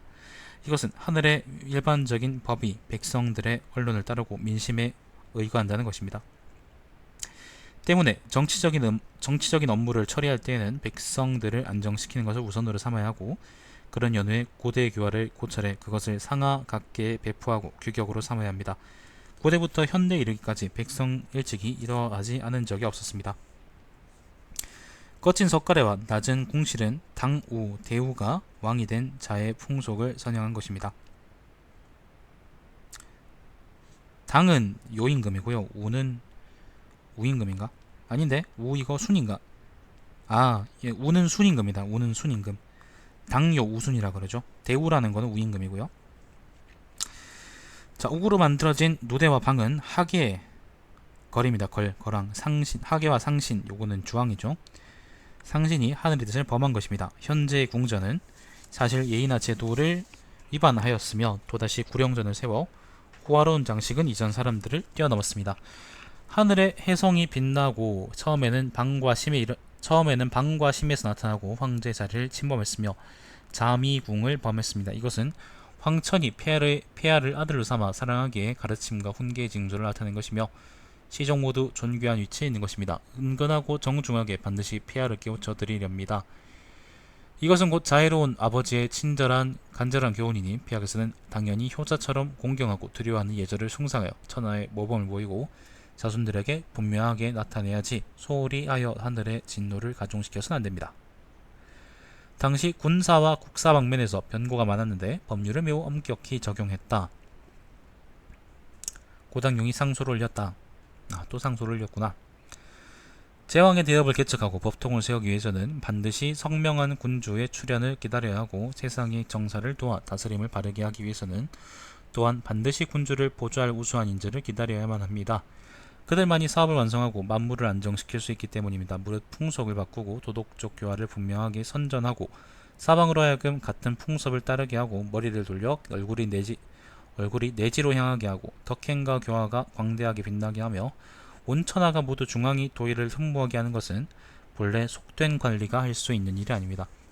지금의 담당 관리들은 형세만을 살피고 대도를 근본에 두지 않습니다. 이 때문에 형벌을 쓰는데도 근지하지 못하고 풍속이 어그러졌는데도 너그럽지 못한 것입니다. 응당, 예약을 숭상해 명당을 존귀와 비천에 따라 질서 있게 하고, 명당이라는 것은 공정이라는 거, 공전. 자, 삼옹은 천문대입니다. 삼옹을 바르게 하고 대사와 양로를 닦고 교묘를 세우고 뭐 다 그런 건물들이란 겁니다. 건물들이나 아니면 뭐 예법이나 그런 거겠죠. 교묘를 세우고 유학자를 공경하며 은둔한 선비를 천거에 임용해야 합니다. 제도를 명확하게 하고 새 역법으로 바꾸며 복색을 바꾸고 화목하고 우애하는 기풍을 행하도록 하며 검소함과 소박함을 존중해야 합니다. 그런 연후에 예를 바르게 해서 봉선의 의식을 갖추고, 봉선이라는 건 하늘에 지내는 제사죠. 공로를 천지에 귀속시키며 이송의 소리가, 이송이라는 것은 태평스러운 시대의 노래랍니다. 아송이네요. 아송의 소리가 천지사방이 가득하게 하며 안정과 평화의 교화가 후대까지 전해지도록 하십시오. 이렇게 다스리는 것이야말로 진실로 가장 지극한 정치의 훌륭한 사실이며 없어지지 않는 귀중한 사업입니다.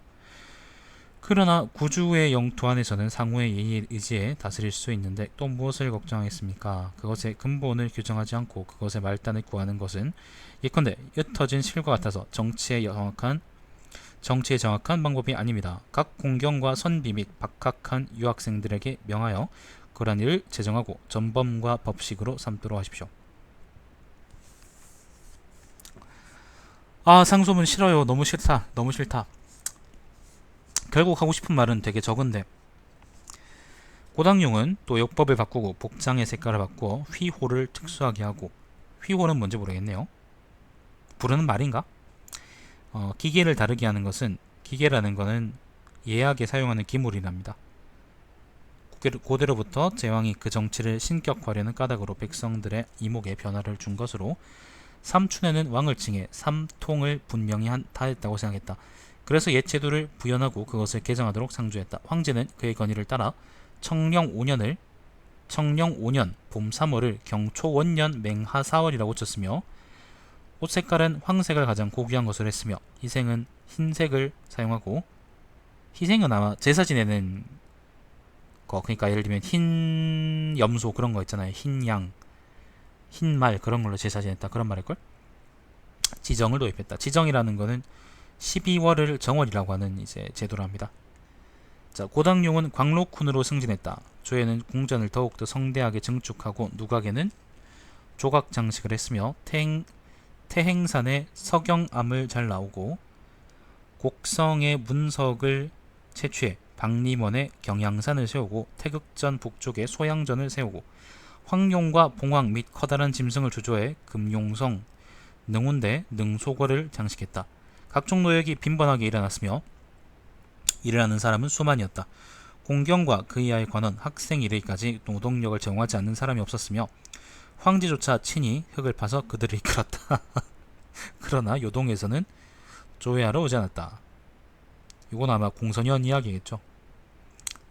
자, 도황후가 붕어했다. 하늘은 장대비를 퍼부었으며 기주에서는 물난리가 나서 사람과 재물이 물에 떠다니다가 잠기게 되었다.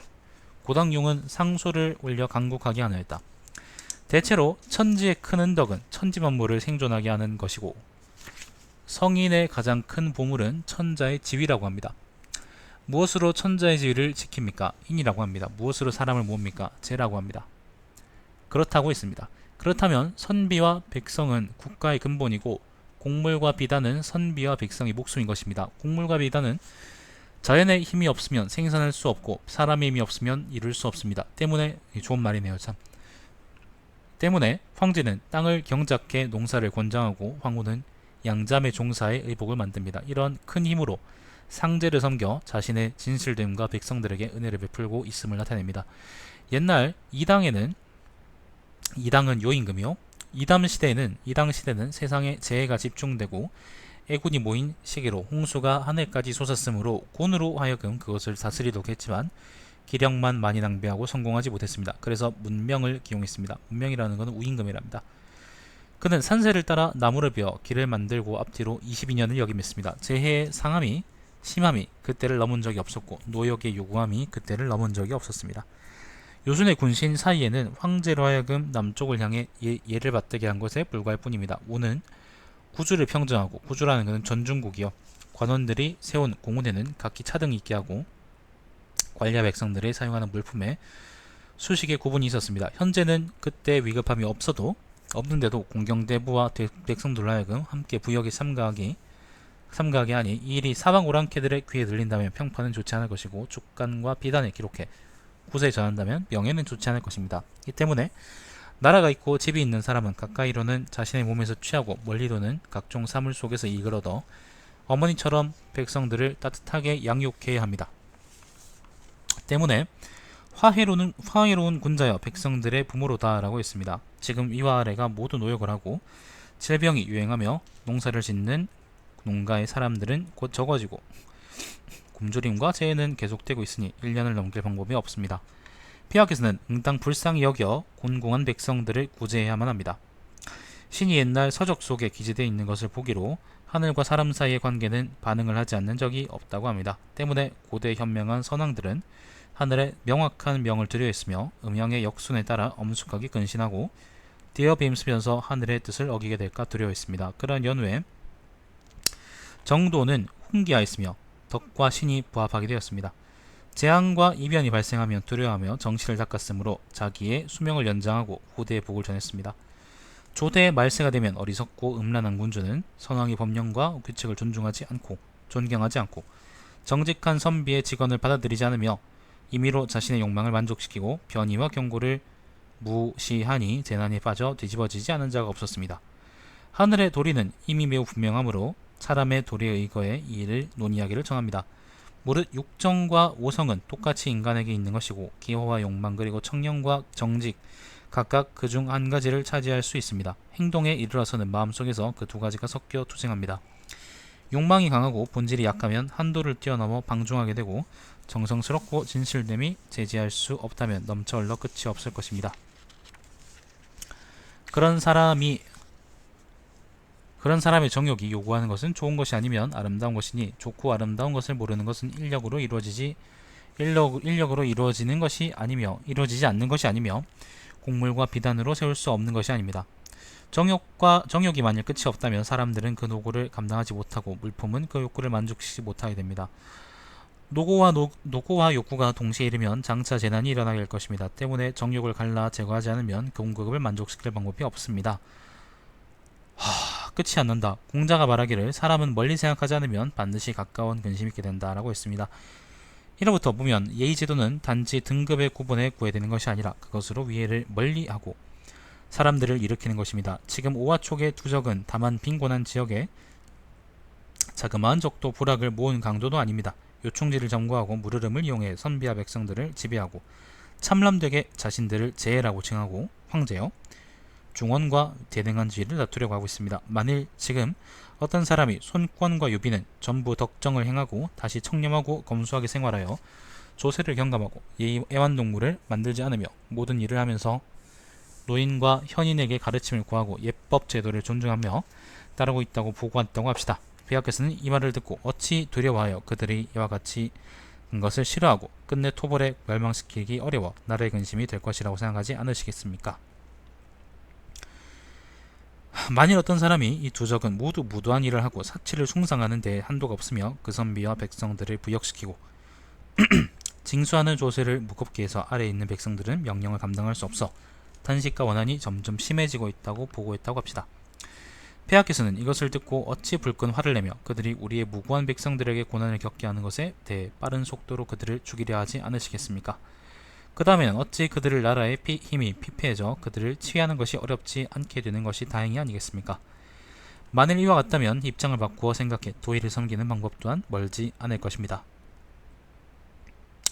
또한 시황제는 도덕의 근본을 세우지 않고 아방궁을 건축했으며 궁궐 담장안의 변화를 걱정하지 않고 장성을 구축하는 노역을 일으켰습니다. 그 군신들은 이러한 사업을 계획할 때 또한 만세의 대업을 세워 그대의 자손으로 하여금 오랫동안 천하를 소유하게 하려고 했으니 어찌 어느 필부 하나가 소리쳤다고 천하가 엎어지거나 전복되리라고 생각했겠습니까? 때문에 신은 이전 조대의 군주로 하여금 그 자신의 행위가 반드시 장차 패망으로 이르게 될 것임을 알도록 했다면 하지 않았을 것이라고 생각합니다. 이 때문에 망국의 군주는 자신은 멸망하지 않을 것이라고 했지만 그런 연후에 멸망이 이르렀고 현명하고 설마 이런 게 그런 의미죠. 현명하고 성스러운 군주는 자신이 장차 멸망할 것이라고 하지만 그런 연후에 멸망하지 않게 되었던 것입니다. 옛날 한나라 문제는 현명한 군주라고 칭해졌고 몸소 간단하고 검소한 옷을 시행했으며 아래 사람들에게 은혜를 베풀고 백성들을 길렀습니다. 그런데도 가인은 시세를 살펴보고 천하가 전도되어 있으니 통곡할 수 있는 것이 한 가지이고 눈물을 흘릴 수 있는 것이 두 가지이며 길게 탄식할 수 있는 것이 세 가지라고 했습니다. 하물며 현재 천하는 빈곤하고 황폐하며 백성들은 한 섬의 식량도 쌓아놓은 것이 없고 나라에는 1년간 비축한 것이 없는데 밖에는 강대한 적이 있으며 조정의 군대는 변방에서 싸우고 안으로는 토목 건축이 있어 주하군이 소란합니다. 만일 적이 침범한다는 경보가 있으면 신은 건축 일을 하는 사람들이 전쟁터에서 목숨을 던져 싸울 수 없게 될까 두렵습니다.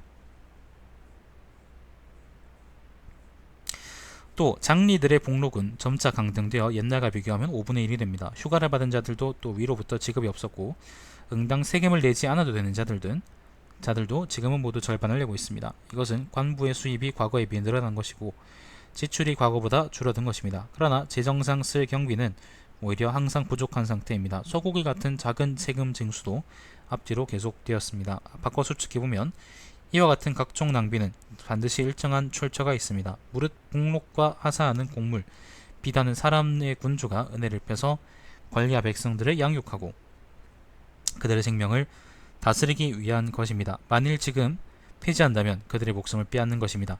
이미 그것을 얻었는데 또 잃어버리게 되니 줬다 뺐으니 이것은 원망을 낳는 것입니다. 주례에서는 대부가 9가지 세금 중 하나인 재물을 담당하고 그것을 9종류로 정한 용도에 따라 비용으로 지출했습니다. 수입에는 일정한 내용이 있고 지출에는 일정한 용도가 있으므로 서로 간첩하지 않으면서 비용은 각기 충족됐습니다. 각기 충족된 후에는 일정한 용도가 있고 각국에서 들어온 헌상품의 나머지를 갖고 지왕에게 예안물을 제공했습니다. 또 위에서 재물을 필요로 할 경우 반드시 사회라는 것은 관직입니다. 관청 심사해야 합니다. 지금 폐하께서 함께 조정안에 앉아서 천하를 통치하는 인물이 삼공과 구경이 아니라면 대각에 가까이 있는 신하들이 전부 다 신복으로 당신의 무릎 앞에 이어져 있으면서 말할 때 어떤 거리낌이 없을 것입니다. 만일 넉넉함과 부족함을 보고도 감히 구하지 않고 명령대로 달려가 오직 감당하지 못하게 하는 것만을 걱정한다면 이는 헛된 이름을 갖고 있는 신하이지 강직하게 보좌하는 신하는 아닙니다. 과거에 이사는 진나라 이세를 가르쳐 말하기를 사람의 군주가 되었지만 뜻대로 행동하지 못한 경우에는 그것을 불러 천하의 질곡이라고 한다 라고 했습니다. 후에는 그의 말을 사용하였으므로 진나라는 망하였고 이사 또한 일족이 멸망했습니다. 때문에 사마천은 그가 정직하게 가난하지 않은 것을 평하여 세상에 귀감이 되도록 했습니다. 여기까지가 상주문입니다. 상주문이 보내진 후 조회는 그것을 보고 중서검과 중서령에 말했다. 고당융의 상주문을 보니 짐은 두렵소. 그 길이가. 고당융은 병이 위독해지자 구술서로 황제에게 상소를 올렸다.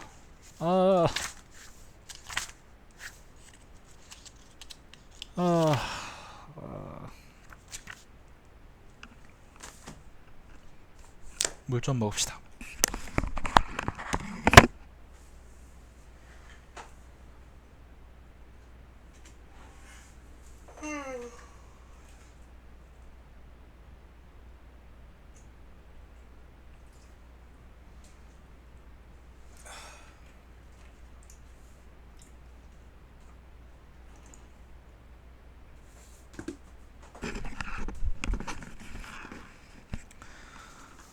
10쪽 남았는데 10쪽이 다 상소문이야.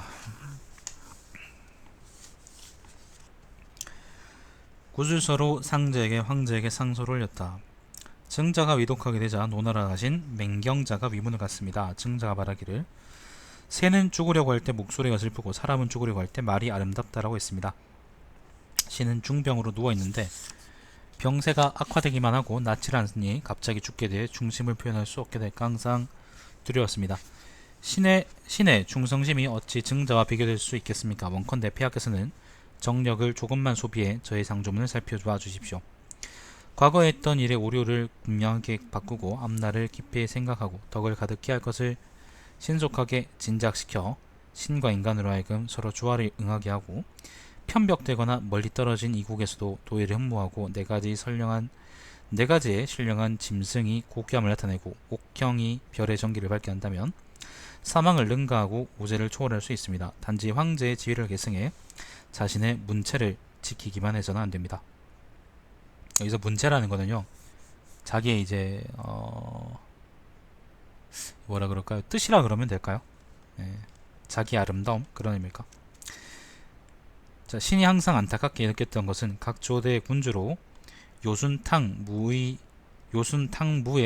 치세를 계승하기를 염원하지 않는 자는 없었지만 걸주 유려의 사적을 답습하였고 말세에 혼란스러워 나라를 잃은 군주를 부끄러워하고 비웃지 않는 자는 없었지만 우하은주의 궤도에 오르지 못했다는 점이었습니다. 비통합니다. 이와 같이 하면서 저와 같이 이루려는 것을 구하는 것은 나무 위로 올라가 물고기를 구하고 물에 불을 질러 얼음을 만든 것과 같으므로 그것은 도달할 수 없음이 명백합니다. 3대가 천하를 차지했을 때를 살펴보면 성인과 현인이 서로 계승해 수백 년을 이었으니 한 척의 토지도 그들이 소유하지 않은 적이 것이 없었으며 한 백성도 그 백성이 아닌 사람이 없어서 만국은 모두 평안하고 아홉조는 확연하게 구분되었습니다. 녹대의 제사과 거교의 곡물은 사용할 곳이 없으며 종래와 같이 난면하고 앉아 있을 수 있으니 무엇을 하겠습니까? 천하가 태평하다 그런 말입니다. 그러나 개와 신의 무리들은 그들의 힘에 기대어 거랑과 주왕이요 지혜는 가난을 막을 수 있고 재주는 좋게 잘못을 꾸밀 수 있으며 아첨을 숭상하고 누드와 궁전을 높이 세우고 음탕한 음악을 좋아했으며 예인을 좋아하고 화려한 음악을 만들며 복수가의 음란한 음악 속에서 편안했습니다. 하늘은 그들의 행위를 불결하다고 생각하고 고개를 돌리고 종묘사직은 폐허로 만들고 자손들은 살해되게 하고 주의 머리는 백기 위에 매달리게 했으며 주왕의 머리 걸은 명조에 내쫓겼습니다. 명조는 뭔지 모르겠습니다. 천자의 엄숙함을 탕과 문은 갖고 있었지만 어찌 다른 사람이었겠습니까? 그들은 모두 성명한 제왕의 후예입니다. 육국 시대에 천하는 매우 격렬하게 다투었으며 육국이라는 건 전국시대겠죠. 진나라는 육국을 병합한 후 성명한 도덕을 닦지 않고 먼저 아방궁을 짓고 장성을 건축하여 지켰고 중국 백성들은 존대하고 여러 다른 민족들은 위력으로 복종시키니 천하는 진동하고 두려워했으며 백성들은 도로에서 눈으로 뜻을 나타냈습니다.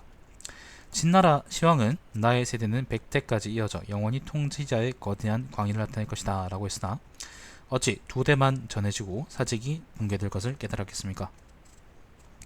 근데 한나라 효무제는 문제와 경제 유산을 이용해 밖으로는 이적을 무찌르고 안으로는 공전을 일으켰으며 핑년 사이에 천하는 탄식으로 가득 차게 되었습니다. 그리고 월나라의 무사의 말을 믿고 하늘을 원망하고 하늘에 대한 노염을 옮겨 건장궁을 일으켜 천문만호로 성대해졌습니다. 이게 한나라 무제 때 이야기죠. 끝내는 강충의 무술로 인한 변사를 초래했고 궁정은 분열되었으며 아버지 무제와 아들 위태자가 서로 죽이게 되었고 그 재화의 독은 몇 대까지 이어졌습니다. 신은 황초연간에 하늘이 그의 경고를 나타낸 것을 보았습니다. 당시 기이한 종류의 새가 나타나 제비집 속에서 자랐는데 부리와 손발톱과 가슴이 모두 붉은색이었습니다. 이것은 위나라 황실의 매우 기이한 징조로서 궁궐 안에서 병권을 장악하려는 신하를 막아야만 한다는 뜻입니다. 여러 제후왕들을 선발하고 그들을 번왕으로 삼아 병사를 인솔하고 평상시에는 바둑판의 바둑알처럼 분포의 황가의 영토를 지키고 어루만져 황가의 사업을 보조하여 빛나게 할 수 있습니다.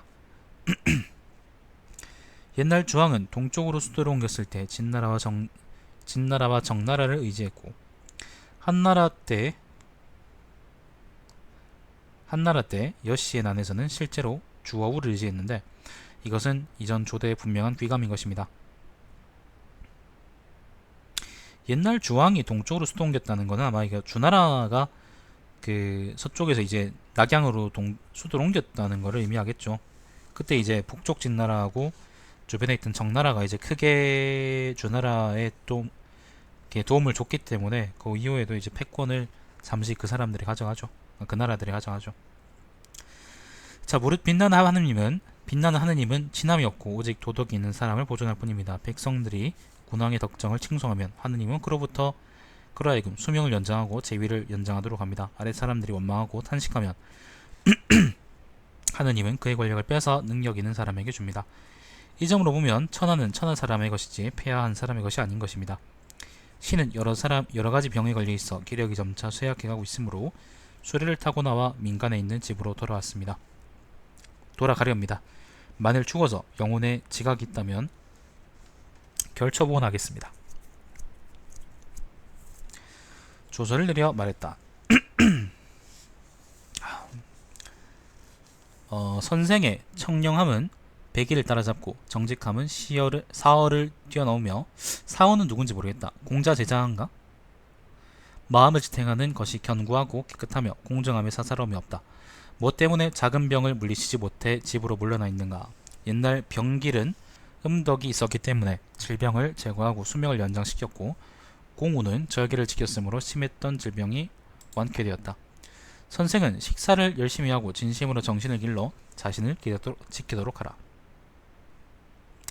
고당용은 죽을 때 유언으로 검소한 장례를 치르고 그 계절에 맞는 옷으로 염하도록 했다. 당초 죽었습니다. 당초 태화원년에 중호군 장제가 상소를 올려 말했다. 고대 제도를 준수해 봉선해야만 합니다. 조설례를 말했다. 장제 이 말을 듣고 짐은 땀이 흘러 발까지 흘러내렸다. 일은 몇 해 방치해뒀다. 후에 봉선 준비를 상의하게 되어 고당용에게 그에 관한 예의제도를 작성하라고 했다. 조에는 고당용이 죽었다는 소식을 듣고 탄식해 말했다. 하늘이 나의 사업을 성취시키지 않으려 하는구나. 고당생은 나를 버리고 죽었구나. 아들 고당침이 자기를 이었다. 당초 경초연간에 조에는 소림, 진정 등이 모두 늙었으므로 그들의 학문을 전할 사람이 없을까 걱정했다. 그래서 조솔리라 말했다. 옛날에는 성인이 죽은 후 그가 남긴 말과 가르침을 유계 속에 나타내었다. 유계의 문장에서 예경 또한 중시했으므로 한순간이라도 그것을 떠날 수는 없었다. 말세의 풍속이 근본을 위배한 것은 그 유래가 오래되었다. 때문에 노나라 대부 민자권인가? 주나라 대부 원백이 학문을 하지 않는 것을 풍자했고 순경은 아닌데? 모르겠다. 자, 순경은 진나라 때 갱유를 증오했다. 유학이 이미 황폐해졌는데 무엇으로 풍화가 일어나겠는가? 현재 학문을 쌓는 대유는 한결같이 나이가 많은데 누가 그들의 학문을 계승하겠는가? 옛날 상서를 지은 학자 복생이 늙어가매 한나라 문제는 조조로 하여금 그를 계승하도록 했다. 여기서 조조는 우리가 아는 유변연터 아니고요. 한나라 때의 그 5초 7곡의 난에 시발점이 된 그 사람이지 싶은데 잠깐만요. 한자가 지금 좀 헷갈리네요. 그 조조가 조조인지. 우리가 보통 조착이라 그러는 그 사람인데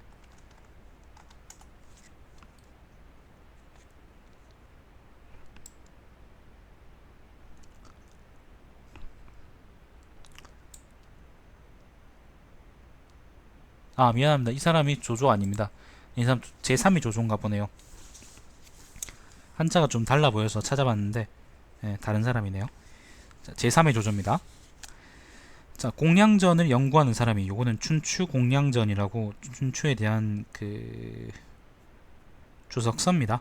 공량전을 연구하는 사람이 적자 한나라 선제는 10명의 낭에게 계승하도록 했다. 낭리 중에서 탁월한 재능이 있고 경서의 의미를 이해하는 사람 30명을 선발해 광록군, 광록훈 고당룡 산기상시 소림 박사 진정을 따라 사경 3례를 분담해 수업하도록 하고 담당자는 그들을 위해 시험 방법을 결정하도록 하라.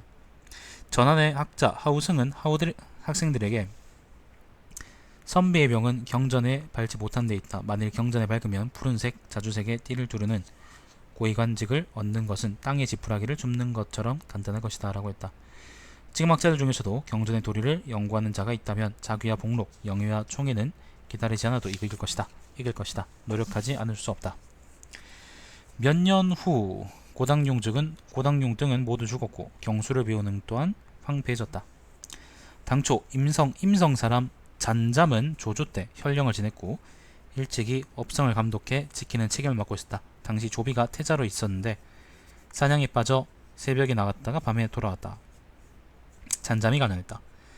왕공은 요충지를 두어 본국을 지키고 도성을 쌓고 금위를 설치해 의외의 침범에 방비합니다. 시경 대하에서 말하기를 종자는 성벽과 같으니 성벽을 훼손하지 말아야 한다라고 하고 또 계획이 원대하지 않게 이로써 크게 가난다라고 했습니다. 예를 들어 사냥터에서 방일에 새벽에 나아가 저녁에 돌아오며 하루종일 짐승을 쫓는 쾌락으로 질 끝없는 위협을 잇는 것은 어리석은 신하로서는 이해할 수 없는 것입니다. 그 말을 듣고 조비는 기분이 좋진 않았지만 이후로부터는 사냥하러 나가는 횟수가 약간 줄었다. 황초 연간에 조비가 곽귀빈을 세워 황후로 삼으려 할 때 잔잠이 상소를 올려 간언했다. 이때 관한 일은 후비전에 있다. 조의 때는 여러가지 노역이 크게 일어나서 외척과 처족들이 배척당했다. 잔잠은 상소를 올려 말했다. 아이씨 진짜 사람이 바뀌었는데도 또 상소요. 자 이제 얼마 남았어요. 자 하늘이 백성들을 낳고 그들을 위해 군주를 세운 까닭은 군주가 세상의 모든 백성을 보호하고 만민을 잘 기르는 뜻입니다. 때문에 사해 전체를 명확하게 하여 영토를 한 것은 천자 한 사람을 위해서라고 할 수 없고 영토를 갈라 나누어 준 것은 몇몇 제후를 위해서가 아닙니다.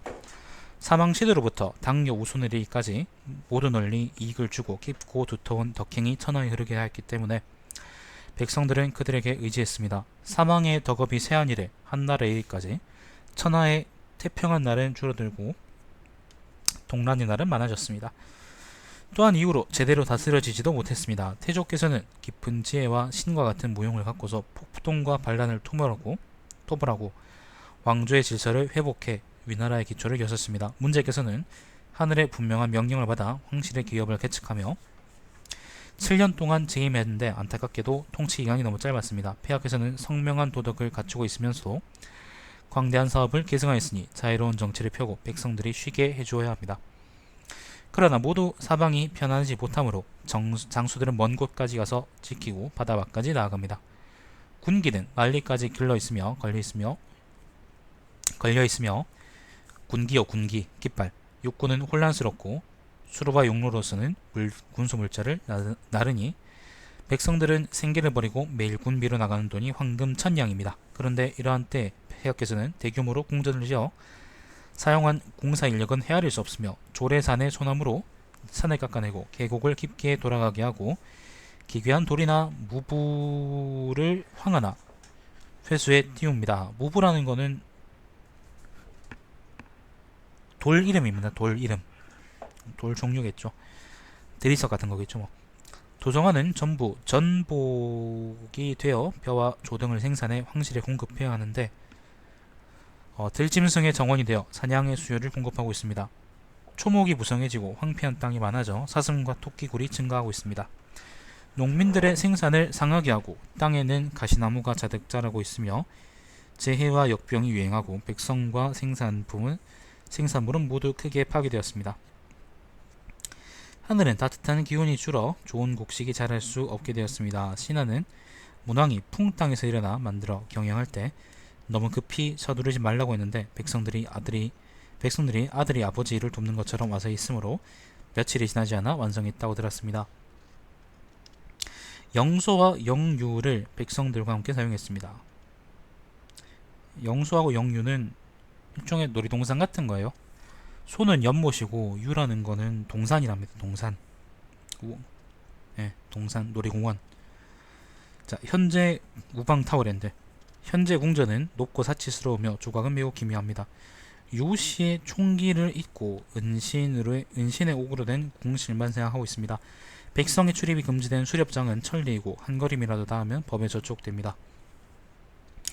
궁전의 화려함은 아방궁에 비교되고 백성은 건기에보다 100배는 됩니다.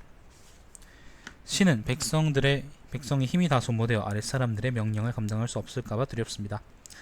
옛날 진나라는 효산과 함곡관을 점거해 사해안을 제어했으며 스스로 도덕이 사망을 넘고 공로는 오제를 합한 것과 같다고 해서 칭화, 시호를 만세에 전하라고 했지만 2세에 전복되었으며 평행이 되기를 원했습니다. 가지가 이미 흔들렸다면 뿌리가 실제로 먼저 뽑힌 것입니다. 성명한 군주가 세상을 다스릴 때는 능히 큰 덕을 밝혀서 공로가 있는 신하를 임용해 친히 할 사람을 가려서 친합니다. 친히 할 사람을 가려 진합니다. 백성과 재능과 지혜가 있는 현명한 사람을 관리로 삼으면 공업은 용성할 수 있고 친히 할 만한 사람을 친히하고 쓸만한 인재를 증명하면 국가의 안위를 함께 근심합니다. 근본을 깊게 하고 단단하게 해서 모두 강력하게 보조한다면 비록 흑암과 쇠암의 변화를 겪는다고 하더라도 내부와 외부가 모두 보조할 것입니다. 옛날 주나라 상황이 나이가 어려 정치를 담당하지 못했을 때 주공, 여공, 소공, 필공이 함께 좌우에 있었습니다. 지금은 모위후와 광숙의 가무가 없으며 섬서의 중임이 나누어지고 또 주공단, 소공석 같은 사람이 관장하지 않고 있습니다. 동궁은 확립되지 않았으며 천하의 부왕이 없습니다. 원컨대 폐하께서 관중의 일에 마음을 주시고 오랫동안 무궁한 지위를 보존하신다면 사해안의 백성들에게는 큰 행운일 것입니다. 후에 연나라의 중위로 임명되었지만 병을 이유로 취임하지 않았다. 그러다 죽었다. 아유 길다. 여기까지입니다. 자, 평하야 말한다. 신비와 양부는 강직하고 공정하며 자신의 이해를 돌보지 않고 직접 관할하였으므로 그 밤에 고귀한 품격에 버금간다. 그 밤이라는 사람은 그 사기의 이제 급정열전에도 나오는 사람인데 한나라 초기의 지상일 겁니다 아마. 자, 고당룡은 학문을 밝게 닦았고 군주를 바르게 섬기는 데 뜻을 주었으며 변란으로 인해 경계를 삼을 것을 진술했는데 말이 간절하고 진실되며 충성스럽다. 역법을 반드시 개정해야 할 때는 위나라의 모범을 우준에서 구했으니 이른바 뜻이 그가 통달한 주식을 뛰어넘은 사람이다. 역사책을 읽으면서 지도로 한번 해설해주는 방송인데 전쟁도 있고 그러면 지도를 좀 쓸텐데 이번에는 그 상소문 투성이라 가지고 지도를 쓸 일이 없었습니다. 신비 그 다음에 누구죠? 신비하고 양부하고 고당용 이야기인데 양부는 좀 이색적이긴 한데 세 사람의 공통점은 강직하고 가난한 거를 이제 무릅쓰지 않은 사람이다. 뭐 그렇게 얘기할 수 있겠네요. 목 아파 죽겠습니다. 제가 따로 붙일 말은 없습니다. 아까 얘기했던 것처럼 뭐 양부하고 양부도 좀 그렇네요. 고당용은 연희에 나왔던가? 잘 모르겠고 신비하고 양부의 경우에는 연희하고의 행적이 좀 달라 보이는데 특히 양부의 경우에는 연희에서 그 뭐죠? 마초하고 조조가 싸울 때 이제 그 누구죠? 그 가축을 풀어가지고 이제 그 조조를 구했던 사람이 양부로 나오는데 여기서는 좀 판이하게 다르게 나오네요. 기성에서의 그 일화는 아마 연희에도 나왔던 것 같고 뭐 그렇습니다. 내 기억이 잘못된 건가? 자, 뭐 그렇다고 할 수 있겠습니다. 저는 특별하게 드릴 말씀은 없습니다. 다음 열전은요 그 만전견곽전입니다. 만전견곽전. 만총, 전예, 견초, 곽해. 요 사람들은 전부 다 그 야전 지휘관들이고요. 한 지역에 이제 그러니까 그 만총은 이제 여기 회남 지역이고 그 다음에 전예는 여기 북쪽이 유주 지방이고요. 견초는 잘 모르겠네. 곽회는 여기 그 대촉전선이죠, 그죠? 관종이죠. 요 지역에 이제 그 방어선을 이제 총괄했던 사람들이라고 할 수 있습니다. 요 얘기는 또 다음에 또 이어서 읽도록 하죠. 힘들어 죽겠습니다. 자, 여기까지 하겠습니다. 시청해주시면 감사드리고 제 방송 유튜브에 달마시안TV에서 다시 보실 수 있습니다.